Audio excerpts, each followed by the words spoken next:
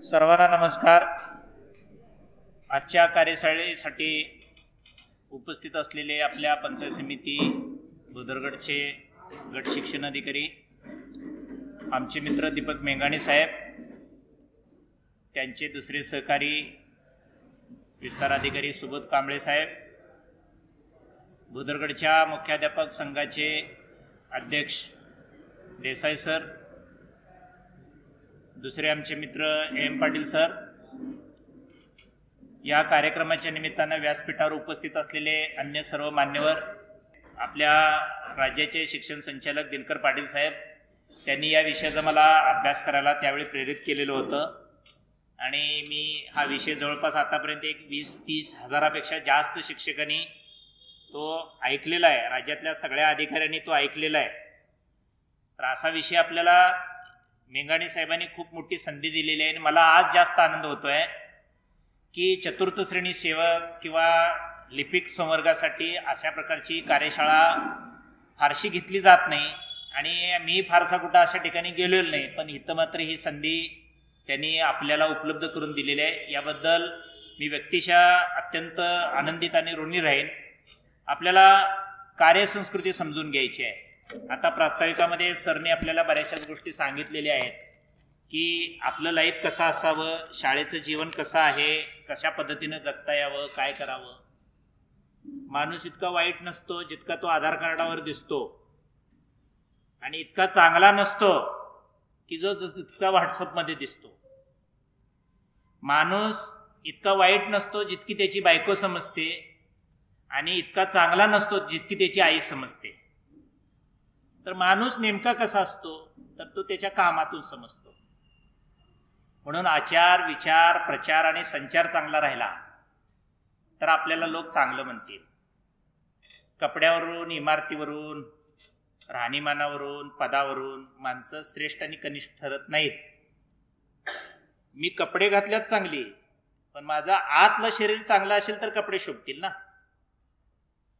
म्हणून कपड्यावरनं, राहणीमानावरनं, दर्जावरनं वगैरे नाही, तर तो काय काम करतो, कामाची क्वालिटी काय, कामाचा उपयोग कुणाला होतो, कसा होतो, काय होतो, परिणाम काय होतो, याला फार महत्त्व आहे। कितीतरी लोक चांगल्या पदावरनं रिटायर्ड होतात, ज्या दिवशी रिटायर्ड झाले होतात त्या दिवसापासून त्यांना कुणी विचारत नाही, घरची माणसं विचारत नाही।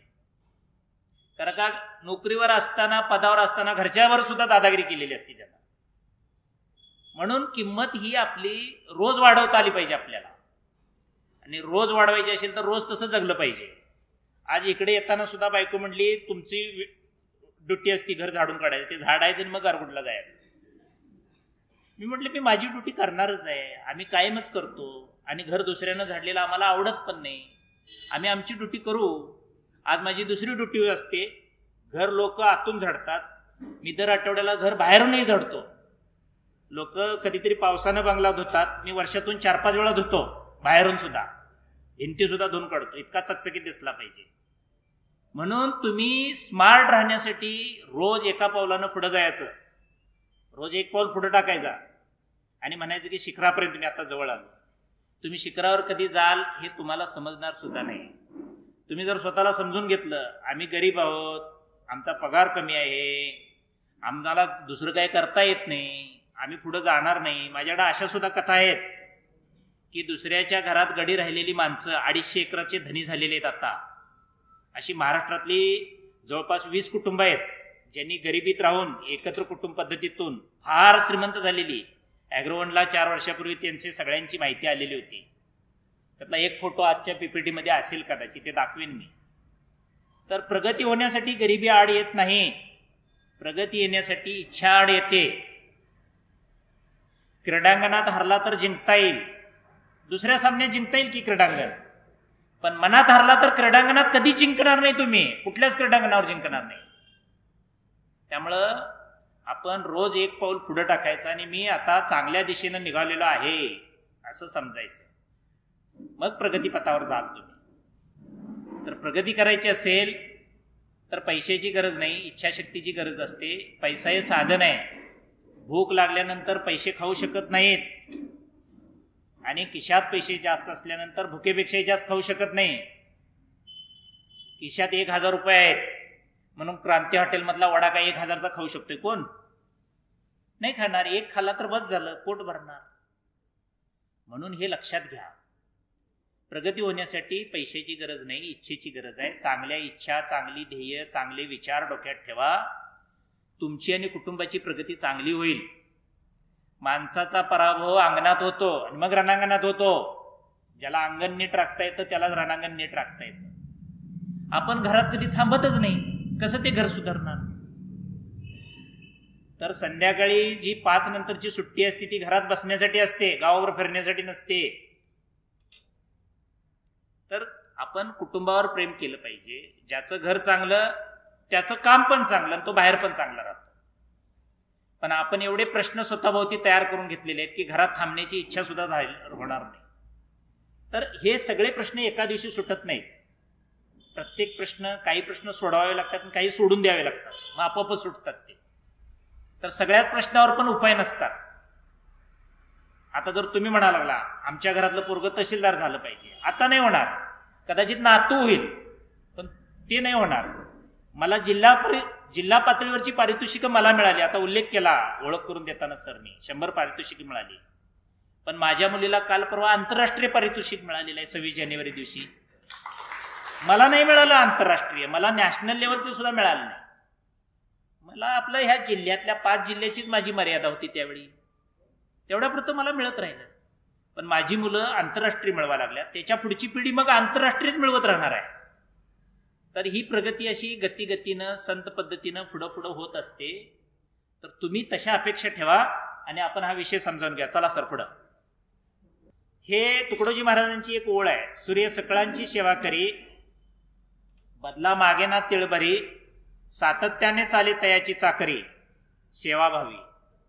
आकाशात उगवणारा सूर्य रोजचा जो आहे तो रोज उगवतो, तो कधी कंटाळा करत नाही, तो कंटाळा कधी करत नाही. आणि त्याची जी सेवा आहे ती अखंडपणे चाललेली असते आणि तो त्याबद्दलचं बदला सुद्धा कुणाकडे मागत नाही आहे किंवा त्याची मला मोबदला द्या असं तो म्हणत नाही. तसा आपला माणसाचा धर्म आहे, आपण पगारासाठी काम करत नाही. तर पायरीचा दगडानं पायरीला राहून ती इमारत उभी करायची असते. महत्व कुणाचंच कमी नसते, फक्त आपल्या समाजामध्ये ती स्ट्रॅटेजी आहे की हा श्रेष्ठ हा कनिष्ठ वगैरे वगैरे वगैरे. तर सगळ्यांच्यामुळं सगळं होतं हे शेवटी त्याच्यात एक पीपीटी आहे, ती नंतर मी सांगेन तुम्हाला. तुम्ही शाळेतले महत्वाचे घटक आहात. हेडमास्तर नंतर शाळा चालवणारा एकमेव घटक म्हणजे शिपाई आणि लिपिक. हेडमास्टरना जेवढं माहीत नसतं तेवढं लिपिकांना माहीत असतं. मुलगा समोर आल्यानंतर त्याचा साल कुठला आहे, त्याचा विषय कुठला राहिलेला आहे, किती टक्क्यानं तो पास झालेला आहे, हे सगळं तुम्हालाच माहीत असतं. शाळा तुमच्यावर चालत असते. शिक्षणाधिकाऱ्याकडे कधी जायचं असतं, कुठल्या दरवाज्यानं जायचं असतं हे सुद्धा तुम्हालाच माहीत असतं. हेडसरना काय माहीत असतं? हेडसर जाऊ शकत नाही तिथं. हेडसरना माणसंच ओळखत नाहीत नेमकी. म्हणून हेडसर म्हणतात की बाबा रे तुझं तूच बघ सगळं. म्हणून सगळं बघणारे तुम्ही लोक आहात, सगळं जग तुम्हाला माहिती आहे, सगळे अनुभव तुम्ही घेऊन बसलेला आहात. आणि म्हणून आपल्याला हे सूर्य जसा आकाशातला असतो, निसर्गातले वेगवेगळे घटक जसे असतात, विंदा करंदीकर म्हणायचे बघा, देणाऱ्याने देत जावे, घेणाऱ्याने घेत जावे, तसे तुम्ही आहात. अनेक गोष्टी स्वतः त्यागमय वृत्तीनं तुम्ही चांगल्या प्रकारची कामं करत असता, ती करत राहिली पाहिजे. सेवा करणे हा तुमचा धर्म आहे. सेवा करणे हा तुमचा धर्म आहे आणि त्यामुळं तुम्हाला जनतेचे चांगले आशीर्वाद मिळतील.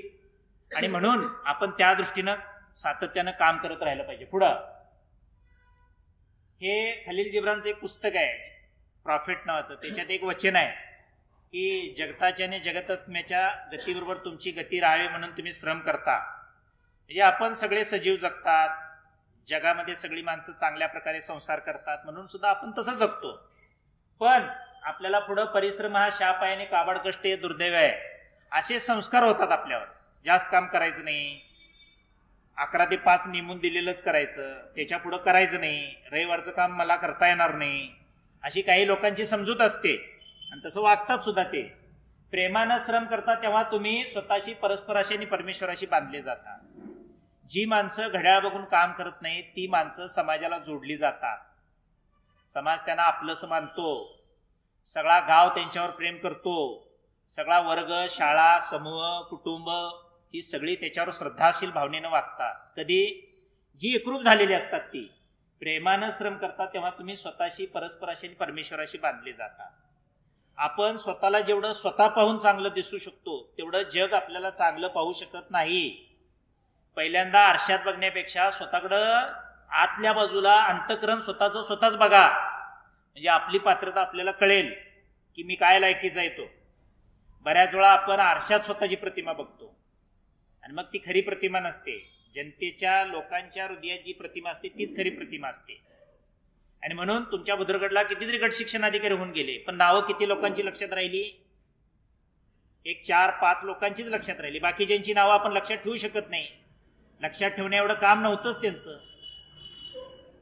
हे कशामुळं होतं? तर या वाक्यामुळं, प्रेमानं श्रम करता तेव्हा तुम्ही स्वतःशी, परस्पराशी आणि परमेश्वराशी बांधले जाता.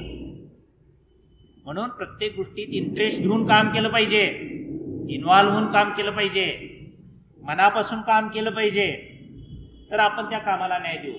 प्रेमानं श्रम करणे म्हणजे स्वतःच्या हृदयातून काढलेल्या धाग्यानं, धाग्याचं कापड जोडून आपलं प्रियतम ते परिधान करणाऱ्या या भावनेनं विणणं. आपण जे काम करतो ते काम म्हणजे आपल्या धाग्यातून, आपल्या हृदयातून एखादा धागा काढावा आणि त्याचंच वस्त्र विणावं. अशा प्रकारचं काम करणं म्हणजे प्रेमानं काम करणं होय. आणि अशा प्रकारचं काम तुम्ही केलं गेलं पाहिजे. अलिप्तपणानं जर तुम्ही काम करत असाल, म्हणजे हे काम माझं नाही आहे, शाळेचं आहे, शाळा कुणाची आहे, गावची आहे, गाव कुणाचा आहे, दुसऱ्यांचाच आहे, हा आपला काही संबंध नाही, अशा भावनेने जर काम करत असलं तर ते काम होणार नाही. अलिप्तपणानं जर तुम्ही काम करत असाल तर आपलं काम सोडून द्यावं आणि देवळाच्या दारात जाऊन बसून आनंदानं परिश्रम करणाऱ्यांच्याकडून तुम्ही भिक्षा घ्यावी. देवळाच्या दारामध्ये अनेक माणसं बसलेली असतात बघा. कष्ट न करता दुसऱ्यानंच फक्त भिक्षा द्यावी आणि त्याच्यावरच आपला उदरनिर्वाह करावा. अर्थात त्याच्यात काम करणारी पात्रता असून सुद्धा काही भिक्षा मागतात आणि काही जणांच्याकडे ती ॲबिलिटी नसते, ते थकलेलेच असतात म्हणून सुद्धा भिक्षा मागतात. तर ज्याच्याकडे पात्रता आहे आणि तो नीट काम करत नाही तर ते भिक्षा घेतल्यासारखंच काम आहे. म्हणून मला वाटते 7 पाटील कुलवृत्तांत नावाची एक कादंबरी रंगनाथ पठार यांनी लिहिलेली आहे. त्याच्यात एक वाक्य आहे प्राध्यापकांच्या बद्दल की लायकीपेक्षा पगार जास्त मिळतो आणि म्हणून ती माणसं ज्या पद्धतीनं समाधानकारक काम करायला पाहिजे तसं ती काम करत नाहीत. म्हणून पात्रतेपेक्षा पगार सुद्धा जास्त मिळून चालत नाही. आपल्याकडं पात्रतेपेक्षा पगार जास्त लोकांना मिळायला लागला, त्यामुळं कामावरच्या श्रद्धा उडून गेल्या. तसं काम करत नाहीत कोण पात्रतेप्रमाणे. शेतातल्या काम करणाऱ्या माणसाची कामाची एकूण दर्जा किंवा क्वालिटी आणि हे काम करणाऱ्या क्वालिटीमध्ये फरक असतो. हे बौद्धिक काम आहे, हे त्याच्यापेक्षा श्रेष्ठ आहे, पण ती श्रेष्ठता आणि तेवढे कष्ट शेतातल्या कामा इतकं होत नाहीत. आणि शेतातलं काम फक्त श्रमाशी असतं, श्रमाशी संबंधित असतं, ताकदीशी संबंधित असतं. तिथं बुद्धीचा फारसा प्रश्न येत नाही. म्हणून बुद्धी श्रेष्ठ का ठरली तर बुद्धीत अनेक गोष्टींचा समावेश असतो म्हणून बुद्धी श्रेष्ठ ठरली. म्हणून त्याला पगार सुद्धा जास्त देण्याची योजना केली. हेड सरना पगार का जास्त असतो? हेड सरांच्या डोक्याला तेवढी डोकेदुखी असते, त्या डोकेदुखीसाठी त्याला जास्त पगार असतो. तेवढं त्यांना ते अंगावर घ्यावं लागतं सगळं. माणसं जशी वागतील तसं आजूबाजूचं वातावरण घडत असतं. नेचर आणि नर्चर त्याच्यात आपण घडत असतो. संस्कार आणि निसर्ग या परिभाषेमध्ये आपण घडत असतो, या पर्यावरणात आपण घडत असतो.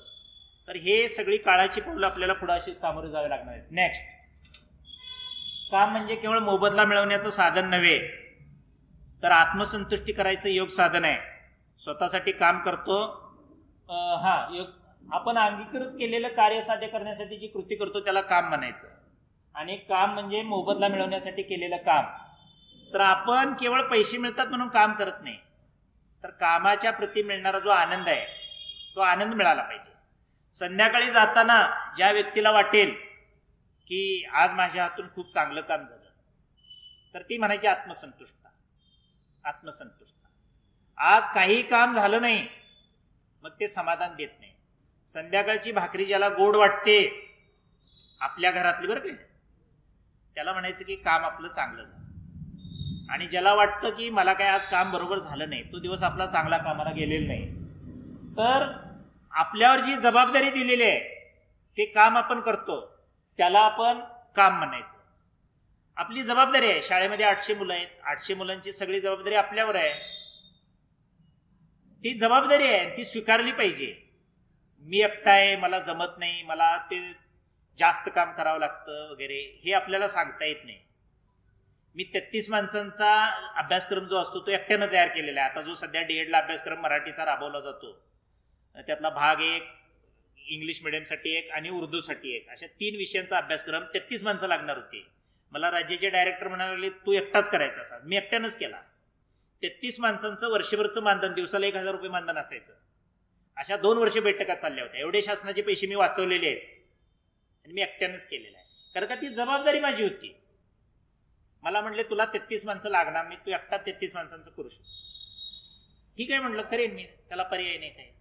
केलं मी 2 वर्षात ते काम पूर्ण. कार्य म्हणजे मोबदल्यासाठी केलेलं काम. आपण जो मोबदला घेतो, मग तो 4000 असेल, 10,000 असेल, 20,000 असेल, किंवा मला असलेला 1,76,000 रुपये असेल, पण त्या कामाची क्वालिटी तुम्हाला राखता आली पाहिजे. तुम्ही मोबदला घेताय म्हटल्यानंतर 24 तास आपण शासनाचे असतो. शनिवार रविवार सुद्धा आपण ऊसाला पाणी पाजण्यासाठी नसतो, म्हशीला वैरण आणण्यासाठी नसतो, हे लक्षात घ्या. आता इथं सुद्धा बसलेला आहात तुम्ही सुद्धा आणि मी सुद्धा शासनाचा पगार घेऊन बसलेलो आहोत. मग तो 10 रुपये पगार असू शकतो आणि 1,00,000 रुपये सुद्धा असू शकतो महिन्याचा. म्हणून 24 तास आपण शाळेचेच असतो, हे डोक्यात ठेवा.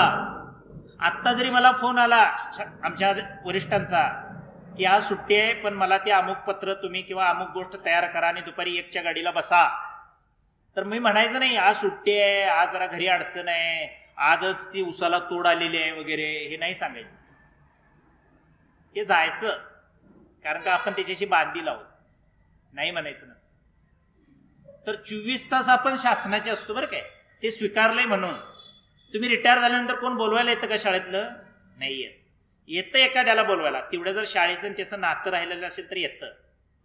किंवा तुमच्यापैकी काही जणांना संस्थापक सचिवच करून टाकतोय बघा, इतकं तुमचा त्यातला अभ्यास वाढलेला असतो. तुमची पात्रता जर तुम्ही वाढवली तर संस्थापक म्हणतो की ह्याला सचिव केलेलं बरं आहे, त्याशिवाय यांचा काटा निघणार नाही सगळ्यांचा वगैरे. तुमच्यातले बरेच लोक सचिव झालेले आहेत नंतर सुद्धा, रिटायर झाल्यानंतर सुद्धा. तुम्ही तुमच्या कामाचा इंटरेस्ट वाढवा, अभ्यास वाढवा, तुम्हाला भविष्यात सुद्धा चांगल्या प्रकारे पुढे जाता येऊ शकतं. पुढं नेक्स्ट, कार्यसंस्कृती कशाला म्हणायचं बघा. आपल्याकडे जे काम असतं ते उत्कृष्ट, देखणे आणि दर्जेदार करायचं. आता मी परवा सारथीची एक माहिती पाठवलेली होती, ते पत्र न वाचताच काही शाळांनी माहिती मला पाठवलेली आहे. त्या पत्रामध्ये अर्ज कसा जोडावा हे सुद्धा मी दिलेलं आहे. या क्रमाने कागद जोडावेत असं वाक्य होतं. काहींनी खूप चांगलं दिलं, काहींनी अनावश्यक गोष्टी सुद्धा त्याला शाळेचा निकाल जोडा असं मी कुठेही म्हणायला नव्हतं, ते पण जोडला. त्याला बोनाफाईड सर्टिफिकेट जोडू नका म्हटलं होतं, तरी जोडलंय काही जणांनी. तुम्ही वाचायला कधी शिकणार मग? म्हणून आपलं काम जे आहे ते देखणे, दर्जेदार आणि प्रॉम्प्ट करायचं. पत्र वरून खाली वाचताय तुम्ही, पत्राची शेवटची ओळ अगोदर वाचायची, त्याच ओळीत असते काय काम करायचं असते ना, ते शेवटच्या ओळीत सांगितलेलं असते. आणि पहिल्या ओळी नुसत्या प्रस्तावना असतात सगळ्या. म्हणून पत्र कधी खालून वर वाचायचं, कधी वरून खाली वाचायचं. म्हणून शाळेत कुठलीच गोष्ट होत नाही, म्हणून ती सगळी पत्र गोळा करत चला आणि घरी घेऊन येत चला.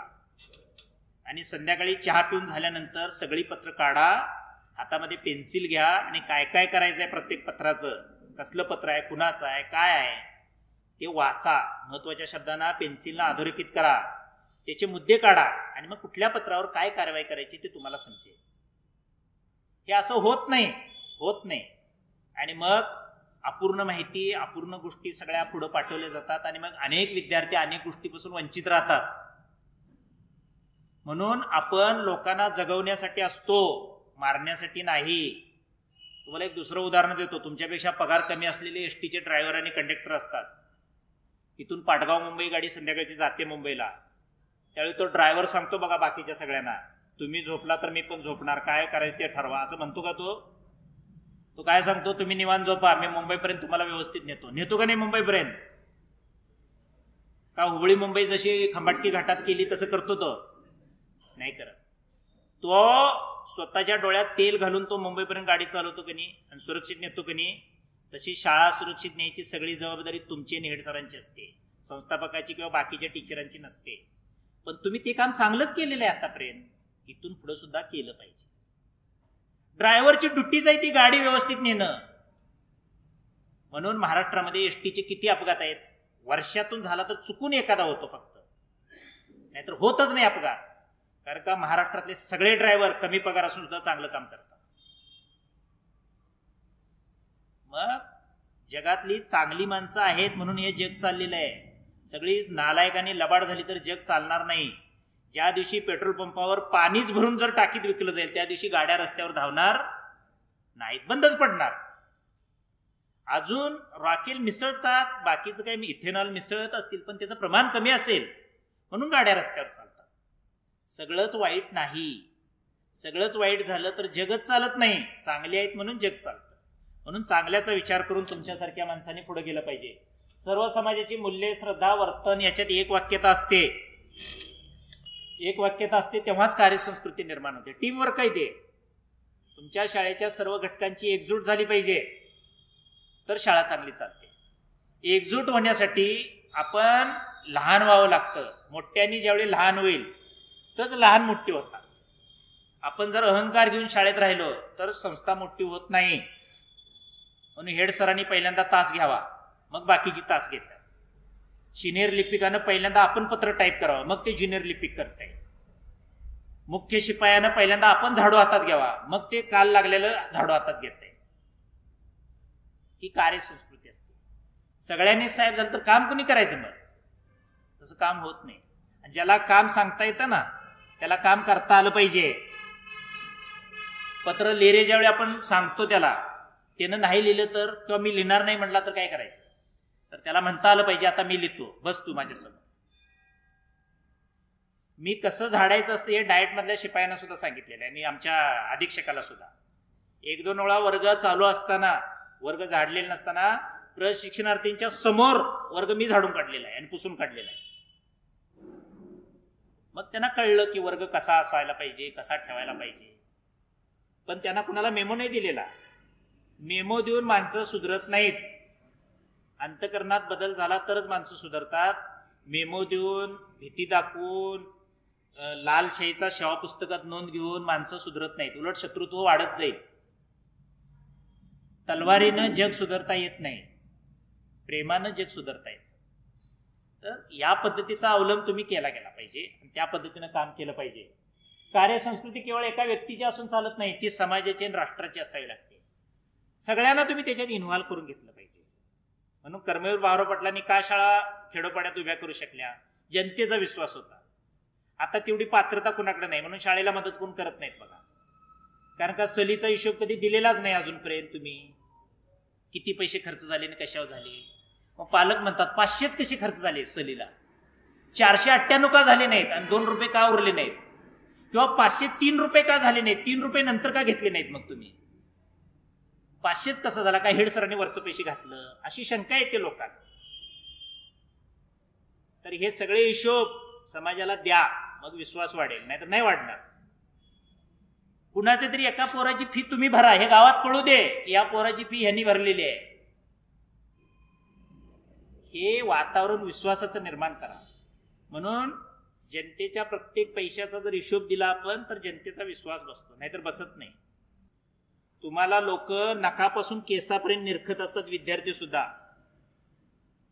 तुमचं काम काय आहे, नजर काय आहे, विचार काय आहेत, आचार काय आहेत, प्रचार काय आहे, संचार काय आहे, सगळा समाज तुम्हाला बघत असतो, निरखत असतो. म्हणून आपुलीचं प्रतिमा होते आपुलाचं वैरी, असं गदिमा म्हणायचे ना. आपली प्रतिमा कुणाच्या डोळ्यात विकृत होणार नाही याची आपल्याला काळजी घ्यावी लागते. म्हणून आपण असं पारदर्शक धुतल्या तांदळासारखं राहण्याची प्रत्येकानं गरज आहे. तर आपल्याला समाजाची श्रद्धा, मान, सन्मान मिळवता येतो. त्या दृष्टीनं आपण कार्यरत राहावं. पुढं हा एक चार्ट आहे, तुम्हाला हा अधिक मी सोपा करून सांगतो. हा चार्ट ज्याला समजलं त्याला जीवन समजलं असं म्हणता येईल. थोडासा अवघड आहे. अब्राहम मास्लो हा मानसशास्त्रज्ञ आहे. त्या मानसशास्त्रज्ञानं असा एक हा चार्ट शंकाकृती केला तयार की माणसं काम का करतात. तर त्यातली पहिली शेवटची पायरी आहे बघा, शारीरिक गरजा. तुम्ही आम्ही नोकरी का करतो? अन्न वस्त्र निवारा या गरजा भागायच्या असतात म्हणून काम करतो. मग आता गरजा भागल्या की आता तुमच्यापैकी प्रत्येकाचं घर असेल, भाड्याचं का असणं असेलच की, घर आहे, संध्याकाळी जेवायला प्रत्येकाला मिळत असेल, आता छत आहे, राहायला आहे, अंगावर कपडे घालायला सुद्धा मिळतात, तेवढा पगार आपल्याला मिळतो. मग त्याच्या पुढचं काम केलं पाहिजे. आता आपण ह्या 3 गरजा भागल्या म्हटल्यावर मग दुसरं काम काय आहे? शाश्वती आणि सुरक्षितता. प्रॉव्हिडंट फंड आता भरला जातो, LIC भरली जाते, नोकरीमध्ये परमनंट झालो, आता कुणाला काढून टाकता येणार नाही, ही सुरक्षितता झाली. लग्न पण झालं, कसा घासना जावाय म्हणून तुम्हाला कोणतरी मुलगी पण दिली, आता चांगलंच चाललेलं आहे, आपलं सुरक्षितता लाभलेली आहे, मुलं झालेली आहेत. म्हणजे पुढं काय माझी काळजी कोण घेणावी याची आता चिंता नाही. अजून सुद्धा सासरा मदत करते, अधूनमधून करतं ना मदत, कधीतरी वर्षा 6 महिन्यात एकदा तरी जत्रेला बोलवतं. नाही बोलवलं तर तुम्ही स्वतःहून जाताय, का बोलवलं नाही म्हणून वगैरे. ही सुरक्षितता तुम्हाला मिळालेली आहे. आता कोणतरी काळजी घेतं, आपलं हेड सर सुद्धा विचारतात कशी काय प्रकृती वगैरे, बरं वाटतं आपल्याला. मित्रपरिवार सुद्धा चौकशी करतो, सुरक्षितता मिळाली. पण त्याच्या पुढे जायला पाहिजे. आता तुम्ही केलेल्या कामामध्ये आनंद वाटतो का विश्रांती मिळावी असं वाटतं का रिटायर कधी होतो असं झालेलं आहे? तर तुम्हाला कामाचा आनंद वाटला पाहिजे. दरवर्षी पगार वाढतो का कमी होतो? मग आनंद वाढायला पाहिजे का कमी व्हायला पाहिजे? मग वाढतो का कमी झालेला दिसतो? जसा पुढं माणूस जाईल तशी मरणाची आणि त्याला सेवानिवृत्तीची जास्त काळजी लागते.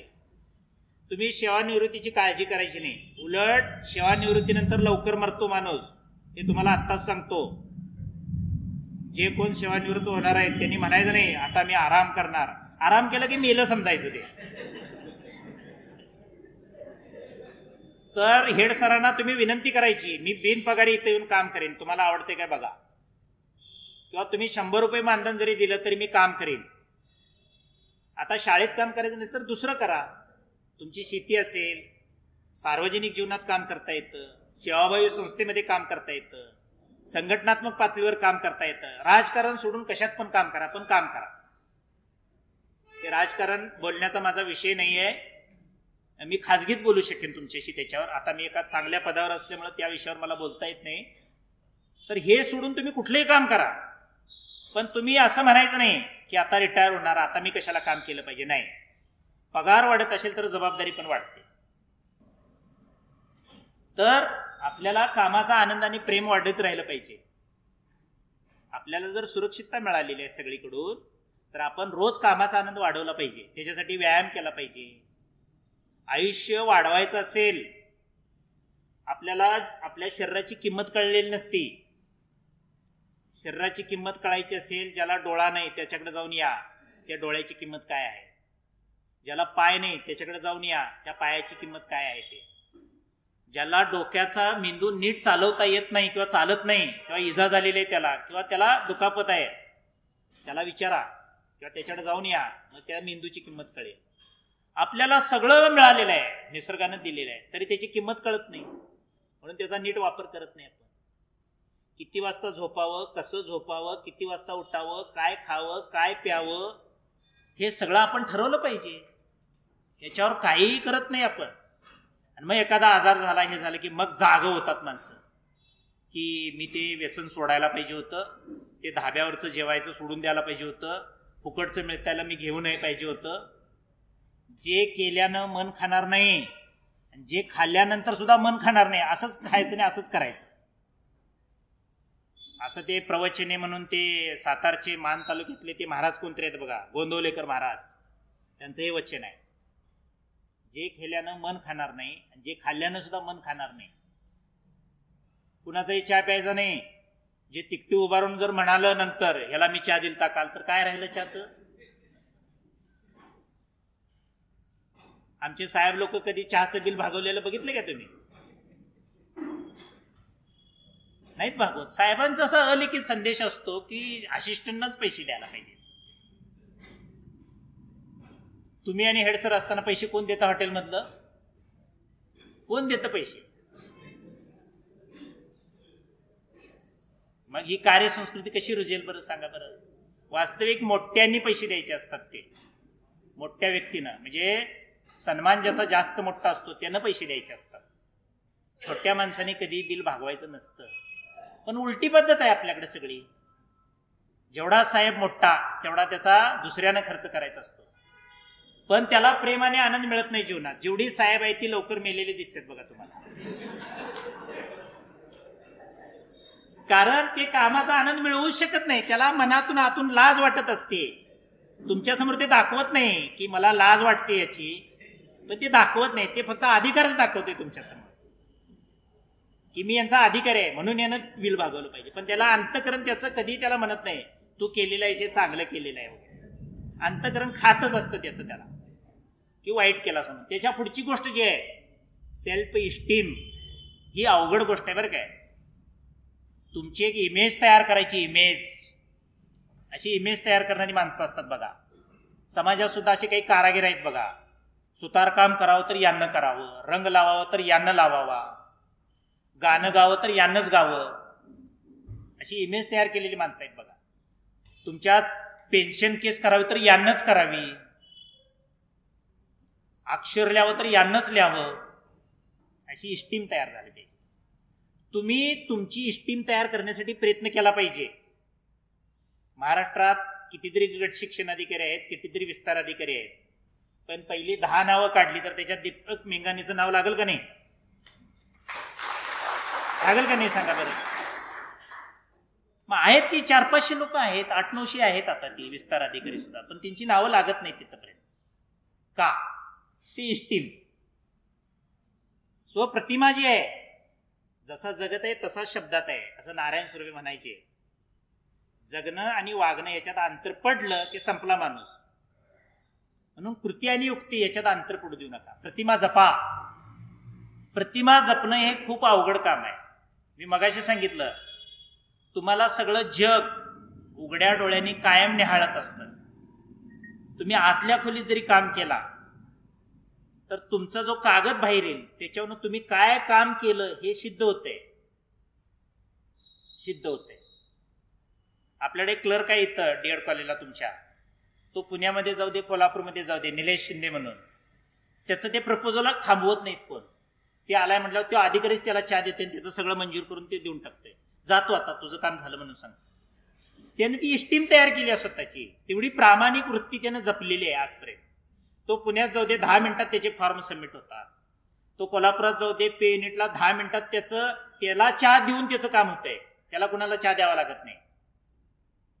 ही त्यानं प्रतिमा तयार केलेली आहे स्वतःची. म्हणजे इतकं निखळ, सत्यप्रिय, प्रामाणिक असं राहणं हे जमावं लागतं. त्याच्यासाठी संघर्ष करावा लागतो, त्याग सोसावा लागतो, त्याच्यासाठी तेवढे कष्ट पडावे लागतात, ती वृत्ती सिद्ध करण्यासाठी तेवढा अभ्यास असावा लागतो. ह्या गोष्टी कराव्या लागतात तर तुम्हाला त्रास होणार नाही, नाहीतर मग त्रास होईल. R.R. आबांनी सुद्धा राजकारणामध्ये आपली एक प्रतिमा तयार केली होती ना, प्रतिमा तयार केली होती. ह्या इस्टीम तयार करण्यासाठी आपण जगायचं असतं. कुटुंबामध्ये सुद्धा आपली प्रतिमा तयार करता आली पाहिजे, गल्लीमध्ये सुद्धा आपली प्रतिमा तयार करता आली पाहिजे, शाळेमध्ये सुद्धा आपली प्रतिमा तयार करता आली पाहिजे, समाजामध्ये सुद्धा आपली प्रतिमा तयार करता आली पाहिजे आपल्याला. कारण का हा जन्म एकदा आहे का अनेकदा आहे?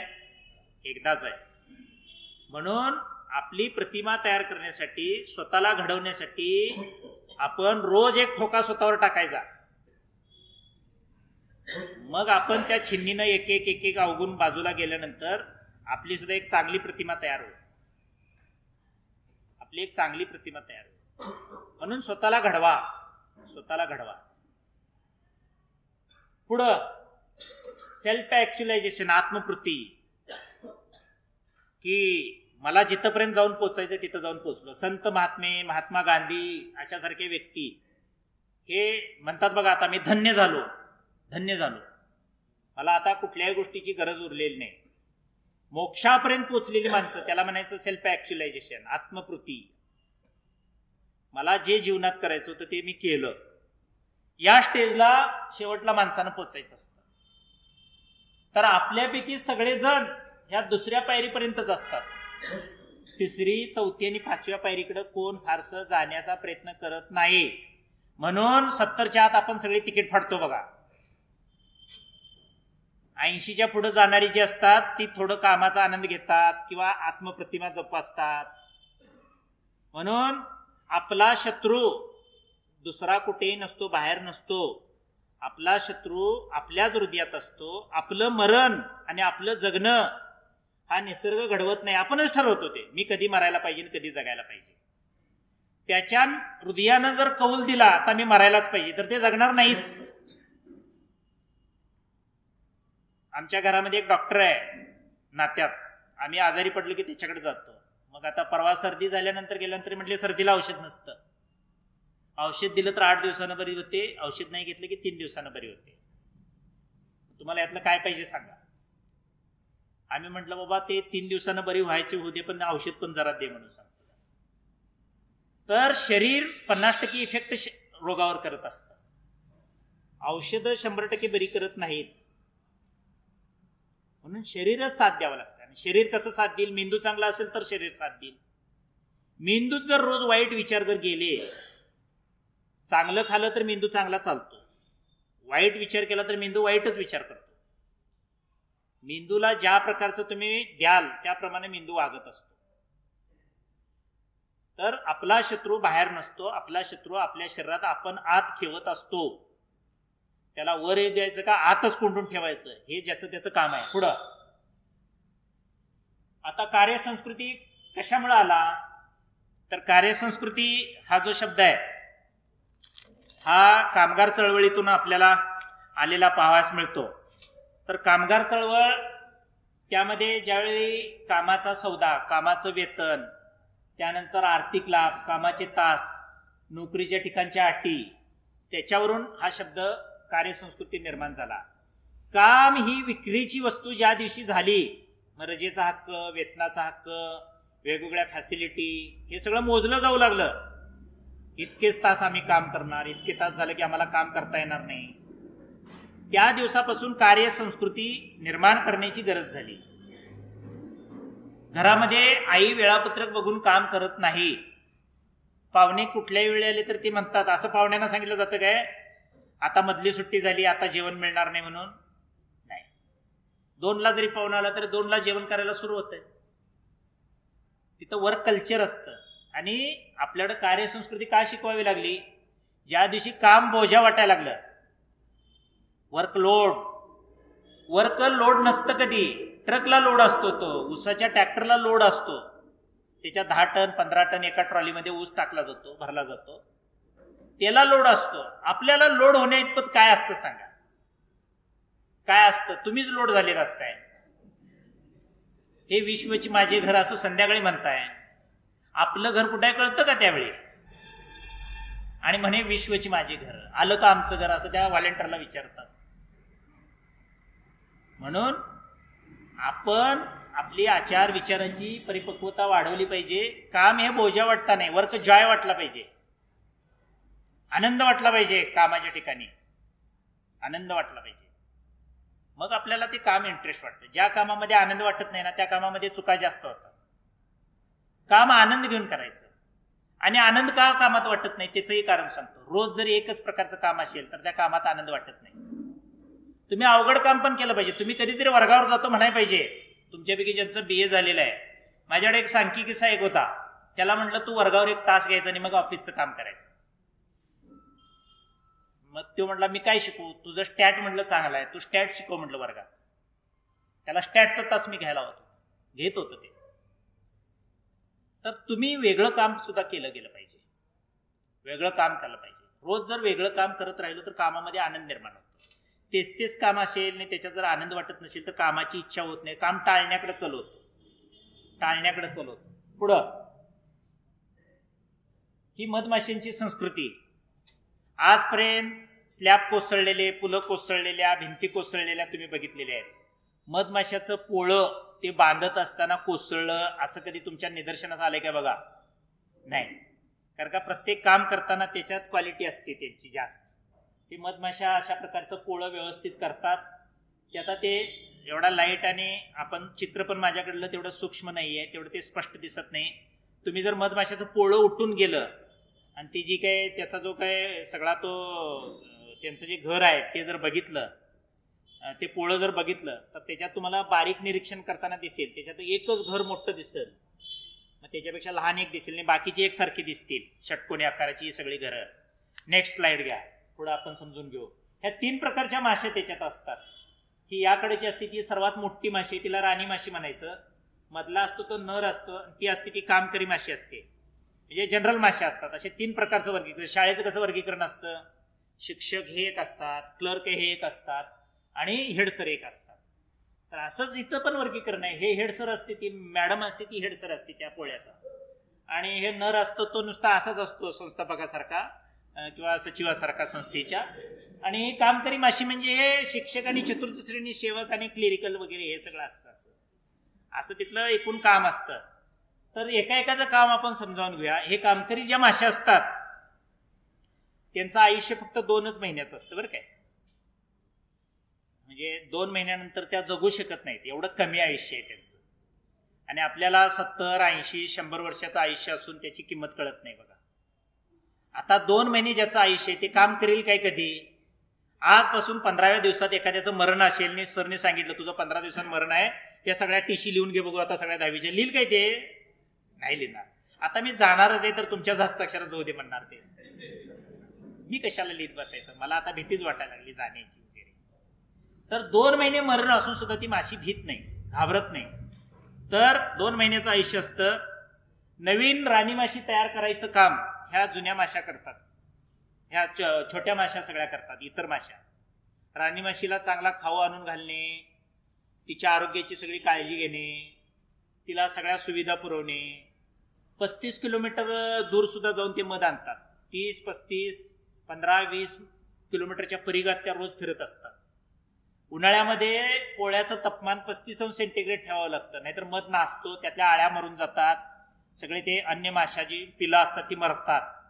म्हणून 35 अंश सेंटीग्रेड तापमान ठेवायचं असतं त्याचं. म्हणून काही माशा मध शोधायला गेले की काहींनी तिथं राहायचं, त्याच्यावर बसून राहायचं आणि ते ऊन लागू द्यायचं नाही त्याला जास्त. आणि त्यातून जर ऊन जास्त लागायला लागलं तर मिनिटाला 12,000 वेळा ते पंख हलवू शकतात, मिनिटाला एका. वेग काय असेल? एवढ्या वेगानं गाडी कुठली धावते का? विमान तरी धावतं का? एवढ्या वेगानं पंख हलवून त्या सगळ्या पोळं जे असतं त्याला वारा घालण्याचं काम ह्या छोट्या माश्या करत असतात. 2 महिन्याचं आयुष्य असतं ते.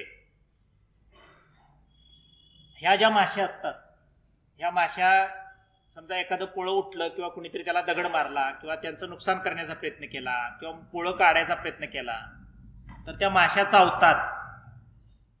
जर आग्या मोहळ असेल तर ज्याला माश्या चावतात नाही, जास्त चावल्या तर तो माणूस मरतो. पण तुम्हाला हे माहिती नाही माणूस मरेल किंवा जगेल. ह्या माश्या चावल्या तर कोण मरत नाहीये. म्हणजे 1-2 चावल्या तर मरत नाही, 100 चावल्या तर मरेल सुद्धा यानं सुद्धा माणूस. पण माश्या जगत नाहीत हे तुम्हाला माहिती आहे का? माणसाला चावल्यानंतर आपल्याला वाटतं माणूस मेला 100 माश्या चावल्यामुळं, पण त्यातली एकही माशी जगत नाही. माशीचा जीव कशात असतो माहितीये काय? ती ऋतू त्याला जो काटा असतो ना त्या काट्यातच तिचा जीव असतो. तर ती ज्यावेळी चावते त्यावेळी तो काटा माणसाच्या शरीरात मोडतो आणि त्यावेळी ती पण मरून जाते. फक्त एक ती चांगली गोष्ट करते, मरताना मात्र इंजुबाई देवळाच्या आवारात किंवा बाजारपेठेत, मौनी विद्यापीठाच्या परिसरमध्ये किंवा सोनाळीत किंवा नदी किनारे दत्ताच्या देवळापर्यंत ती जाऊन मरत नाही. मरताना कुठं मरणार? ती भयाच्या जंगलात जाऊन मरणार, पालीच्या डोंगरात जाऊन मरणार, तिकडं भुदरगडच्या किल्ल्यापर्यंत जाणार किंवा फणसवाडीपर्यंत तरी जाऊया म्हणणार. इथं गारगोटीत आपली काही नुकसान व्हायला नको. माशी मरताना ती अशी दूरवर जाऊन मरून जाते, ती जवळ सुद्धा मरत नाही, तिथं जाऊन जीव सोडणार. तर हे असं हिचं जीवन आहे. 2 महिन्याचं काम असलेल्या माशीचं जीवन हे असं असतं. हा जो नर असतो त्याचं पण आयुष्य 2च महिने असते, तो पण जास्त काळ जगत नाही. आणि तो मरतो कशात माहितीये काय? ज्यावेळी राणी माशी आणि त्याचा समागम झाल्यानंतर तो आपला काटा राणी माशीच्या शरीरात रुतवतो, तो मोडतोच काटा. ज्यावेळी राणी माशी आणि त्याचा समागम होईल त्यावेळी तो काटा मोडल्यानंतर तोही जगत नाही, तोही मरून जातो.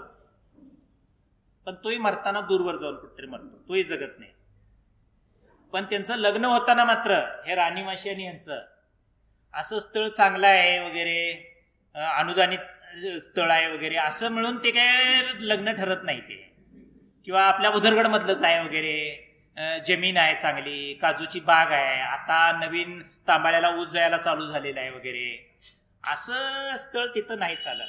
पात्रता बघितली जाते, पावर काय आहे गाड्याची हे बघितलं जातं. युद्ध होतं, युद्ध. अनेक जण इच्छुक असतात राणीमाशी बरोबर विवाह करण्यासाठी. त्यात युद्धात जो जिंकेल, बाकीच्यांना पळवून लावेल, त्यानंच राणीमाशीची विवाह करायचा. पात्रता बघून विवाह होतो. संस्थापकाच्या घरातला आहे, जवळचा आहे म्हणून लिपिक पदाला ऑर्डर तिथं दिली जात नाही. इथं पात्रता असेल, टायपिंग येते काय, येतंय, कॉम्प्युटराइज आहे काय, आहे, पूर्ण वेळ काम करणार काय, करतो, आजारी पडणार नाहीस ना, नाही, तर म्हणतात मग तू ये, नाहीतर तुझा काय उपयोग नाही. पात्रता महत्वाची, ॲबिलिटी महत्वाची, क्षमता महत्वाची. आणि ही जी राणीमाशी आहे, ही राणीमाशी सुद्धा, तिला सुद्धा सहजासहजी नेतृत्व करता येत नाही. इथं हात वर करून सभापती निवडला जात नाही. पोळ्याचं नेतृत्व राणीमाशी करत असते, नर करत नसतो. हिचं जे आयुष्य आहे ती 2.5 वर्ष जगते बरं का, एकमेव आहे राणीमाशी, 2.5 वर्ष जगते. कारण का सगळ्या पोळ्याचं कंट्रोल करणं, सगळ्या पिलांना जन्म देणं, सगळ्या गोष्टीचं मॅनेजमेंट करणं ही राणीमाशी करत असते. तिला आयुष्य 2.5 वर्ष असतं. तरी हिला सुद्धा ह्या पोळ्याचं नेतृत्व करत असताना संघर्ष करावा लागतो. अनेक माश्या म्हणतात मी सभापती होणार, मी प्रमुख होणार. यांच्यात त्या बाकीच्या माशामध्ये युद्ध होतं. मग युद्ध झाल्यानंतर जी माशी जिंकेल त्यानं इथं राहायचं, बाकीच्यांनी आपला स्वतंत्र पक्ष काढायचा आणि दुसरी शाखा तिकडे पालीच्या डोंगरात नाही तर कुठं काढायची तिकडे काढा जावा. त्यांची ती दुसरी संघटना तिकडे चालू होईल. इथं नाही, तुमचं तुम्ही दुसरीकडे जायचं, तिथं त्यांनी स्वतंत्र करायचं.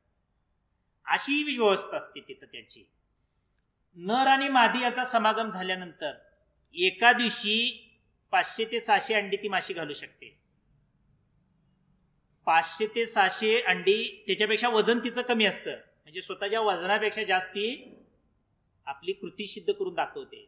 म्हणून तुम्ही म्हणताय बघा, किती पत्र लिहायची, किती टाईप करायचं, किती 1200 मुलांचं कसं करायचं. प्राणी, पशुपक्षी, निसर्गातले घटक आपल्या कुवतीपेक्षा किती मोठं काम करतात बघा. आम्ही माणूस सगळ्यापेक्षा श्रेष्ठ असून आम्ही लगेच इव्हॅल्युएशन करतो. 1000 माणसं, 10 तुकड्या, 5 तुकड्या, 3 तुकड्या वगैरे वगैरे वगैरे. पण स्वतःच्या वजनापेक्षा जास्ती काम करते. 600 अंडी घालते दिवसाला. अर्थात तिला तसं खावं पण लागतं. ते सगळं काम ह्या बाकीच्या माश्या करत असतात. तिला सगळा चांगला हाय पद्धतीचा खाना जो आहे ते सगळं आणून देत असतात. आणि अशा रीतीनं हे ह्या मधमाशांची कार्यसंस्कृती आहे.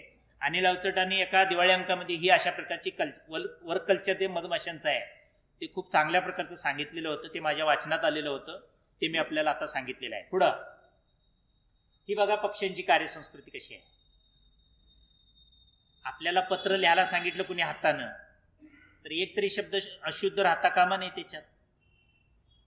तर आपलं पत्र 2-3 वेळा दुरुस्त करून हेडसर देत असते ना कायम, की हे चुकीचं लिहिला, हे बरोबर लिहिला, हे असं लिहायला पाहिजे होतं, ते तसं लिहायला पाहिजे होतं वगैरे. पण हे पक्ष्यांची कार्यसंस्कृती कशी आहे बघा, चुकत नाही तिथं काही.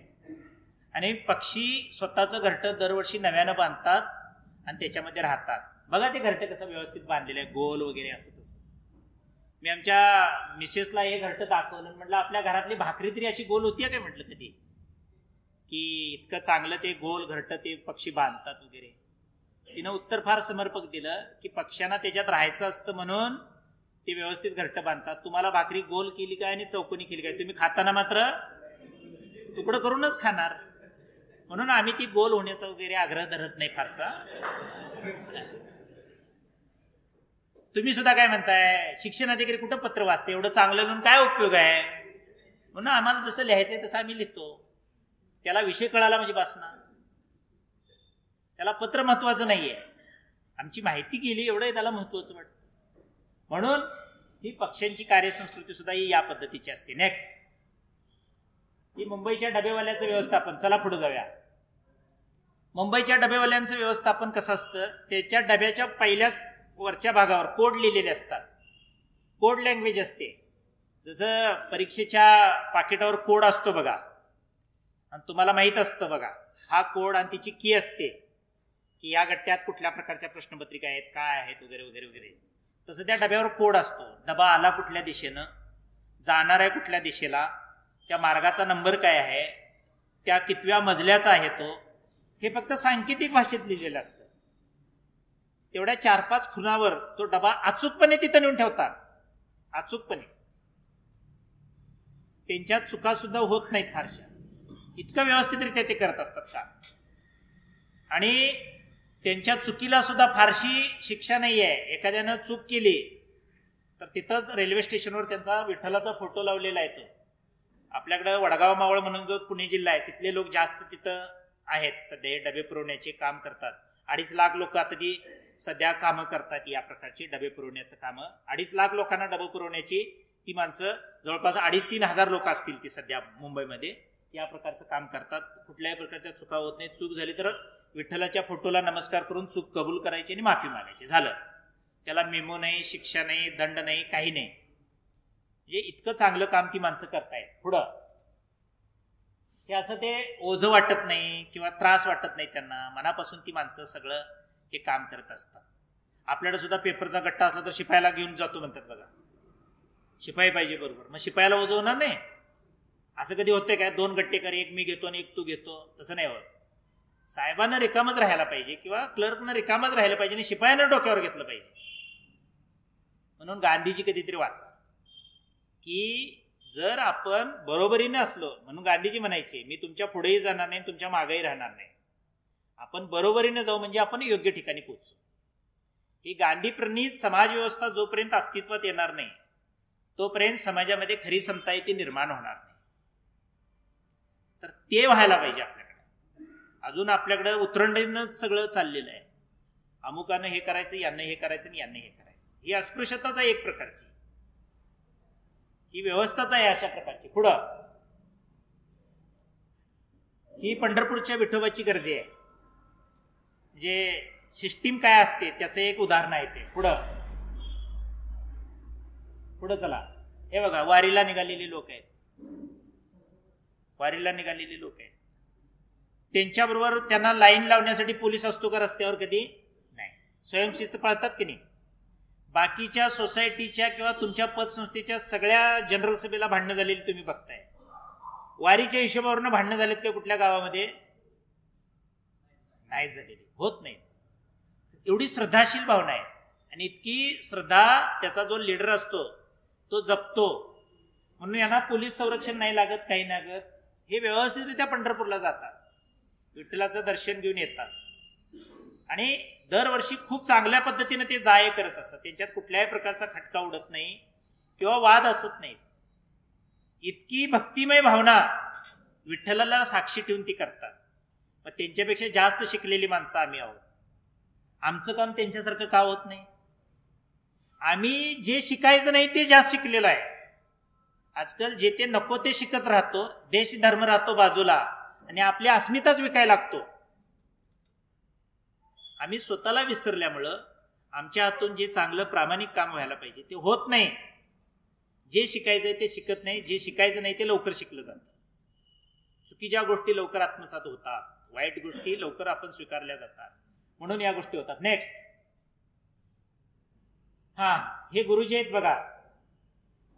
मला वाटते भापकर गुरुजी अहमदनगरमध्ये. यांनी गावासाठी जवळपास 15-20 किलोमीटरचे रस्ते केलेले आहेत, स्वखर्चानं केलेले आहेत आणि आयुष्याची सगळी पुंजी त्यांनी ती गावासाठी वापरलेली आहे. आणि 30-35 किलोमीटर गावाला फिरून जावं लागायचं. तो 15 किलोमीटरचा रस्ता स्वतः त्यानं तयार केलेला आहे. हे असं सुट्टी दिवशी सकाळ संध्याकाळ शाळा सुटल्यानंतर मग कधी लोकांनी युवकांनी सुद्धा त्यांना मदत केली आणि त्यातून हे भापकर गुरुजी पुढं असं एक वेगळं व्यक्तिमत्व म्हणून उदयाला आलेले आहेत. तसं तुम्ही तुमच्या आवडीचा एखादा छंद किंवा उपक्रम आपण मुलासाठी, गावासाठी, समाजासाठी सुद्धा राबवू शकतो. चला, मॅन ऑफ द मिलेनियम या माणसानं ग्रंथालय चालवलेलं आहे आणि ग्रंथपाल होता, आयर सर म्हणून आहे ते. आणि यांना आपला सगळा पगार जो आहे तो मुलांच्यासाठी वाटून टाकलेला आहे. तुळजाराम चतुर्चंद महाविद्यालय बारामती, तिथं हा ग्रंथपाल माणूस होता आणि यांना भाड्याच्या घरातच राहिला, एका हॉटेलमध्ये राहायला होता तिथं. त्याला 300 रुपये काहीतरी भाडं होतं. लग्न केलेलं नव्हतं, सायकलवरनंच ऑफिसला जायचा आणि मिळालेले सगळे पैसे, नोकरीचे सगळे पैसे, सगळ्या महिन्याचा पगार हा गरीब विद्यार्थ्यांना त्यानं दान करून टाकायचा. हे त्यानं काम केलेलं. आयर सरांनी या पुढं. हा, हे त्याचं जीवन आहे. चला आता जपानी माणूस आणि भारतीय माणूस याच्यातला फरक समजावून घ्यायचा आहे. जपानी माणूस म्हणतो मी जपानी आहे, म्हणजे देशाला प्राधान्य देतात जपानी. माती, पंख आणि आकाश नावाचं एक ज्ञानेश्वर मुळेंचं पुस्तक आहे. त्याच्यामध्ये जपानी कल्चर काय आहे ते त्यांनी खूप चांगलं सांगितलेलं आहे. तिथला माणूस देशाचा विचार जास्त करतो. दुपारची जेवणाची सुट्टी जरी झाली तर तिथला माणूस जेवण झाल्या झाल्या लवकर जाऊन खुर्चीत बसून कामाला सुरुवात करतो. आपल्याकडे कसं हेड सरना शोधावं लागतं, क्लर्क कुठं गेलाय ते जरा बनवून आण रे, आणि मग तू काय करतोय बघ अजून. किंवा हेड सरना तुम्हाला कसं शोधावं लागतं, सर कुठं गेल्या जरा बघ रे, गावात गेलेत का, कुठं पंचायत समितीला गेलेत का, कुठं कोल्हापूरला गेलेत, आपल्याला सह्या पाहिजे होत्या वगैरे. आपल्याकडं कसं आहे, जेवणाची सुट्टी म्हणजे तिथून पुढं 2-3 तास मिळायचंच नाही कुणी कुणाला. जपानमध्ये उलट आहे सगळं. तिथं अपमान समजला जातो की जीवन कुठे इकडे तिकडे फिरणं म्हणजे स्वतःची प्रेस्टीज लयाला घालवली असं वाटतं. म्हणून जगात नंबर 1 45ला सगळा खाक झालेला, राख झालेला जपान आता शिक्षणात सुद्धा पहिल्या 2 मध्ये येतो. तिथल्या लोकांनी ते स्वीकारलेलं आव्हान आहे. तिथल्या लोकांच्या नसानसात देश आणि देशप्रेम आहे. म्हणून ताशी 700 किलोमीटर वेगानं धावणारी रेल्वे त्यांच्याकडे आहे. आता रेल्वेचा दरवाजा सुद्धा तेवढा बजल वाजल्यानंतर दरवाजा ऑटोमॅटिक बंद होईल, आणि त्या दरवाजा जर कोण अडकलं तर त्याला सोडवायला सुद्धा जात नाहीत. पुढचं स्टेशन येऊनच ते सुटलं तर सुटलं, त्यातनं नाहीतर मेलच तिथंच. इतकी सिस्टीम त्यांनी लावून घेतलेली आहे की बजल वाजल्यानंतर आज जायचं नाही. आपल्याकडे बेल मारल्यानंतर एसटीत येतात बघा, ते पण कंडक्टर ढकलून घालते यार, चला बाबांनो जायचं आहे आपल्याला, लवकर जायचं आहे वगैरे.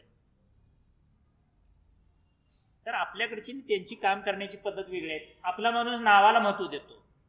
मी अमुक, माझा आडनाव अमुक, आमची कुळी अमुक, आमची संस्था अमुक, आमचा तालुका अमुक, मी अमक्याचा जवळचा माणूस, ही आपली ओळख. तिथं देश हीच ती ओळख आहे. आणि आपल्याकडं मी अमुक कंपनीत काम करतो ही ओळख आपली. मी पदाचा एक अहंकार असतो बघा आपल्याकडं. आपल्याकडं रानात घर बांधलं तरी सुद्धा केंद्रप्रमुख सर लिहितात बघा, केंद्रप्रमुख टिंबा टिंबा वगैरे असं लिहितात बघा. आता रानात काय पक्षीच बघणार की ते दुसरं कोण बघणार आहे. आपल्याकडं नावाच्या पाट्या गावात लिहितात बघा लोक.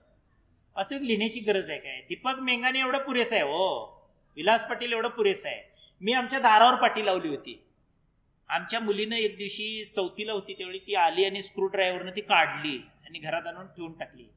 मी म्हटलं पाठी कुणी काढली, तर म्हटली मी काढली. म्हटलं का काढलीस. आपल्याला लोकांना कळण्यासाठी वगैरे हे माहीत होण्यासाठी आपण पाठी लावली, आणि नुसतं डाएटचा प्राचार्य झालोय मी, लोकांना कळाय नको काय डाएट प्राचार्य कुठं राहतात वगैरे हे ते म्हणून. त्याच्यावर लिहिलेलं होतं हो प्राचार्य वगैरे म्हणून. म्हटली मीच काढली ती. म्हटलं का काढलीस. प्राचार्य घरात नसतो म्हटली, ऑफिसमध्ये असतो म्हणून काढली म्हटली ती पाठी. घरात कुठला प्राचार्य, घरात तुम्ही कॉमन मॅन असते हो. घरात सुद्धा सिनियर लिपिकासारखं वागायला लागल्यावर मग घरातल्यानी काय व्हायला पाहिजे. घरात लिपिक वगैरे काय नसतं. घरात बाबाच असतो, भाऊच असतो, मामाच असतो, काकाच असतो, आणखी कोण असतं. तर घरात गेल्यानंतर घरासारखं व्हायचं आणि शाळेत गेल्यानंतर शाळेसारखं व्हायचं. आपण शाळा घरात चालवतो, ते अर्ज तपासायला घरात घेऊन येत आहे बघा तुम्ही. घरातली माणसं म्हणतात ह्याचं 12 महिने हेच चाललेलं असतं. तर घरात शाळा न्यायची नाही, शाळेत घर न्यायचं नाही. शाळेतनं फोन लावायचं नाही, पाणी कुठंपर्यंत गेलंय ते, कुठं का जाईना. रेडकाला बरं वाटतंय काय शाळेतनं फोन करायचा नाही, जाऊ दे संध्याकाळी बघू आपण रेडकाचं काय झालंय ते. शाळा घरात चालवायची नाही, घर शाळेत न्यायचं नाही. शाळेचं टाइम किती आहे 10ला शाळेत जायचं, फोन बंद करून टाकायचा घरचा, घरातल्यांना सांगून टाकायचं सगळं तुमचं तुम्ही बघायचं म्हणून. तर हे चुकतं आपलं.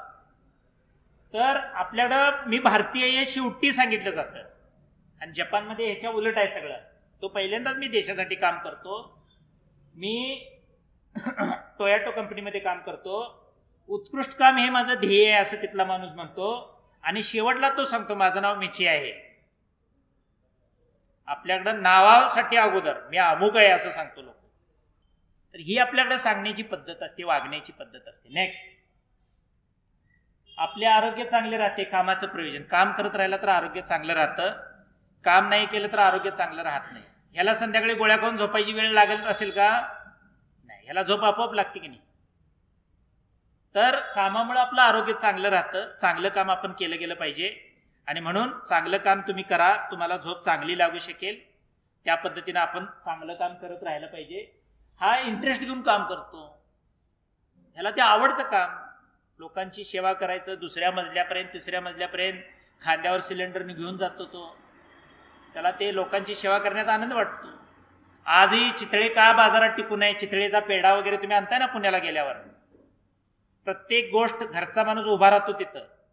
आज किती टन पेढे तयार करायचे? तर 1 टन. त्यातला एक पेढा पहिला स्टार्टचा तयार होणारा तो घरचाच माणूस खाऊन बघणार, ती टेस्ट योग्य झाली असं जर वाटलं तरच तो मॅनेजर पुढची पेढी तयार करायला सगळा माल पुढं लोड करणार. ही क्वालिटी महत्वाची असते. तर प्रत्येक कामात इंटरेस्ट घेतला पाहिजे, इंटरेस्ट घेऊन काम केलं गेलं पाहिजे. आपला इंटरेस्ट पहिले 1-2-3 वर्ष झाल्यानंतर परमनंट झालं की इंटरेस्ट जातो बघा. म्हणून इथून पुढे नोकरीत परमनंट वगैरे ही गोष्ट काढून टाकली बघा. आता सगळी CHB कंत्राटी का नेमलीत? त्याचं कारण ते आहे, तरच चांगलं काम करतात, नाही तर करीतच नाहीत. परमनंट झालं की शाळेत नसतंच ते कधी. कुठं आहे? तर दौऱ्यावर आहे. पंचायत समितीत बघा, नाही तर जिल्हा परिषदेत फोन लावून बघा, कुठं आहे असं असते. म्हणून सरकार हे का करतं? तर माणसाचा अभ्यास जसं सरकारचा वाढत राहिला तशी सरकारनं आपली धोरणं बदललेली आहे. म्हणून आपल्या कामाप्रती चांगल्या निष्ठा ठेवल्या तर सरकारला सुद्धा आपल्या हिताची धोरणं राबवावी लागतात. नेक्स्ट, ज्याच्या हाताला घट्टे त्याला देव भेटे. आपण तक्रारी सांगतो बघा. आता ह्या बाईनं कुणाकडे तक्रार सांगायची? लेकरू कुणाकडे सांभाळायला द्यायचं? सासूबाईकडे द्यायचं का सासऱ्याकडे द्यायचं का शेजाऱ्यांच्याकडे द्यायचं का आणखी कुणाकडे द्यायचं? आपल्याकडे ऊसतोड कामगार सगळ्या बारक्या पोरांना घेऊनच आलेली असतात ना ती सगळी. ती त्या कारखान्याच्या चेअरमनला दुःख सांगत बसतात काय की या पोरांची सोय कुठेतरी लावा वगैरे म्हणून. तर आपल्या समस्या अडचणी आपल्या बरोबर घेऊनच आपल्याला वाटचाल करायची असते. तक्रारी कुणाला सांगायच्या नसतात. दुःख पोटात घ्यायचं असतं आणि सुख ओटात घ्यायचं असतं. अडचणी सगळ्यांनाच असतात. या जगामध्ये दुःखी नाही असा कुणीही नाही आहे. सगळ्यांनाच दुःख आनंद सगळा आहे. तुम्ही शोधला तर आनंद आहे, नाहीतर दुःखच आहे आपल्याकडे सुद्धा. त्यामुळे ही स्त्री कुठं तक्रार सांगत बसत नाही बघा. ती स्वतःचं कष्टाचं काम आहे, स्वतःच केलं पाहिजे आणि श्रद्धाशील भावनेनं केलं पाहिजे. या भावनेनं ती काम करते. आणि माझं काम कष्टाचं आहे, त्रासाचं आहे असं तिची तक्रार पण नाही आहे. वादळाची काय भीती तेच माझे गीत गाती असा ध्यास आहे तिचा. संकट अडचणी त्याच्यावर मात करत राहायचं आणि आपण जीवन जगायचं अशी तिची भावना आहे. पुढं सचिन तेंडुलकरनं 100 शतकं काढली. प्रत्येक शतकाला एक गुण त्यानं आपला लावला तिथं कामाला. त्याच्यापेक्षा ताकदवान खेळाडू ऑस्ट्रेलियाच्या संघात होते, वेस्ट इंडिजच्या संघात होते. अँड्रू सायमंड त्याच्यापेक्षा ताकदवान खेळाडू होता. 3-4-5 वर्षे जास्तीत जास्त होता. तो लवकर का बाहेर गेला? त्याची वृत्ती क्रिकेटमध्ये खेळण्याची नव्हती. पंचांना आऊट दिल्यानंतर पंचावर ह्यानं कधी बॅट उघडलेली बघितली आहे काय तुम्ही? पंच आऊट म्हणायच्या आधीच हा ग्राउंड सोडलेला असायचा. म्हणजे त्याला वाटायचं मी आऊट आहे तर मी आऊटच आहे. वडील त्याचे शिक्षक होते, मराठीचे शिक्षक होते, कीर्ती महाविद्यालय मुंबईला. आई LIC मध्ये प्राध्यापिका, आई LIC मध्ये लिपिक पदावर काम करत होती. छोट्या घरामध्ये राहत होते. नंतर त्यांनी लोखंडवाला कॉम्प्लेक्स म्हणून मुंबईतला रिच एरिया एकदम हायफाय, आपल्याकडे जसा ताराबाई पार्क, रुईकर कॉलनी, प्रतिभानगर असा आहे तसा मुंबईतला हायफाय एरियामध्ये नंतर त्यानं घर घेतलं.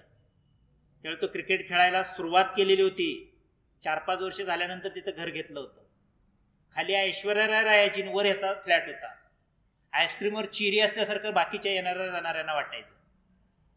इतक्या चांगल्या एरियामध्ये त्यानं आपली राहण्याची स्टेटस वगैरे हे सगळं मेंटेन कशामुळे केलं? त्याच्या स्वभावगुणामुळं. हे सगळे त्याचे स्वभावगुण आहेत 100. तुमचं जेवढं आयुष्य आहे तेवढे गुण तुम्हाला जमा करता आले पाहिजेत. मी 80 वर्षाचा जगणार असेल तर 80 गुण माझ्याकडे पाहिजेत, तर मी 80 वर्षापर्यंत जाऊ शकेन. माझ्याकडे जेवढे गुण कमी तेवढे आयुष्य कमी मला. म्हणून रोज एक आपल्यामध्ये चांगला गुण आपण संक्रमित करा, चांगला विचार घेऊन जा पुढं. तुम्हाला कुठल्याही प्रकारच्या अडचणी येणार नाहीत. तुमचं आरोग्य चांगलं राहण्यासाठी तुमचं काम हेच तुम्हाला उपकारक ठरणार आहे. तीच तुमची गोळी आहे, जगण्याची गोळी तुमचं काम. म्हणून कामातला इंटरेस्ट वाढवा, रोज चांगला विचार करा, रोज मनापासून काम करा, रोज पॉझिटिव्ह अप्रोचनं राहा. रोज चिडून तुमच्या समस्येवर उपाय होत नाही. चिडल्यामुळं स्वतःचं रक्त तापतं आणि स्वतःला जास्त त्रास होतो. चिडून रागून प्रश्न सुटत नाही, दुसऱ्याला शिव्या देऊन प्रश्न सुटत नाही, त्याचा शरीरावर वाईट इफेक्ट होतो. पुढं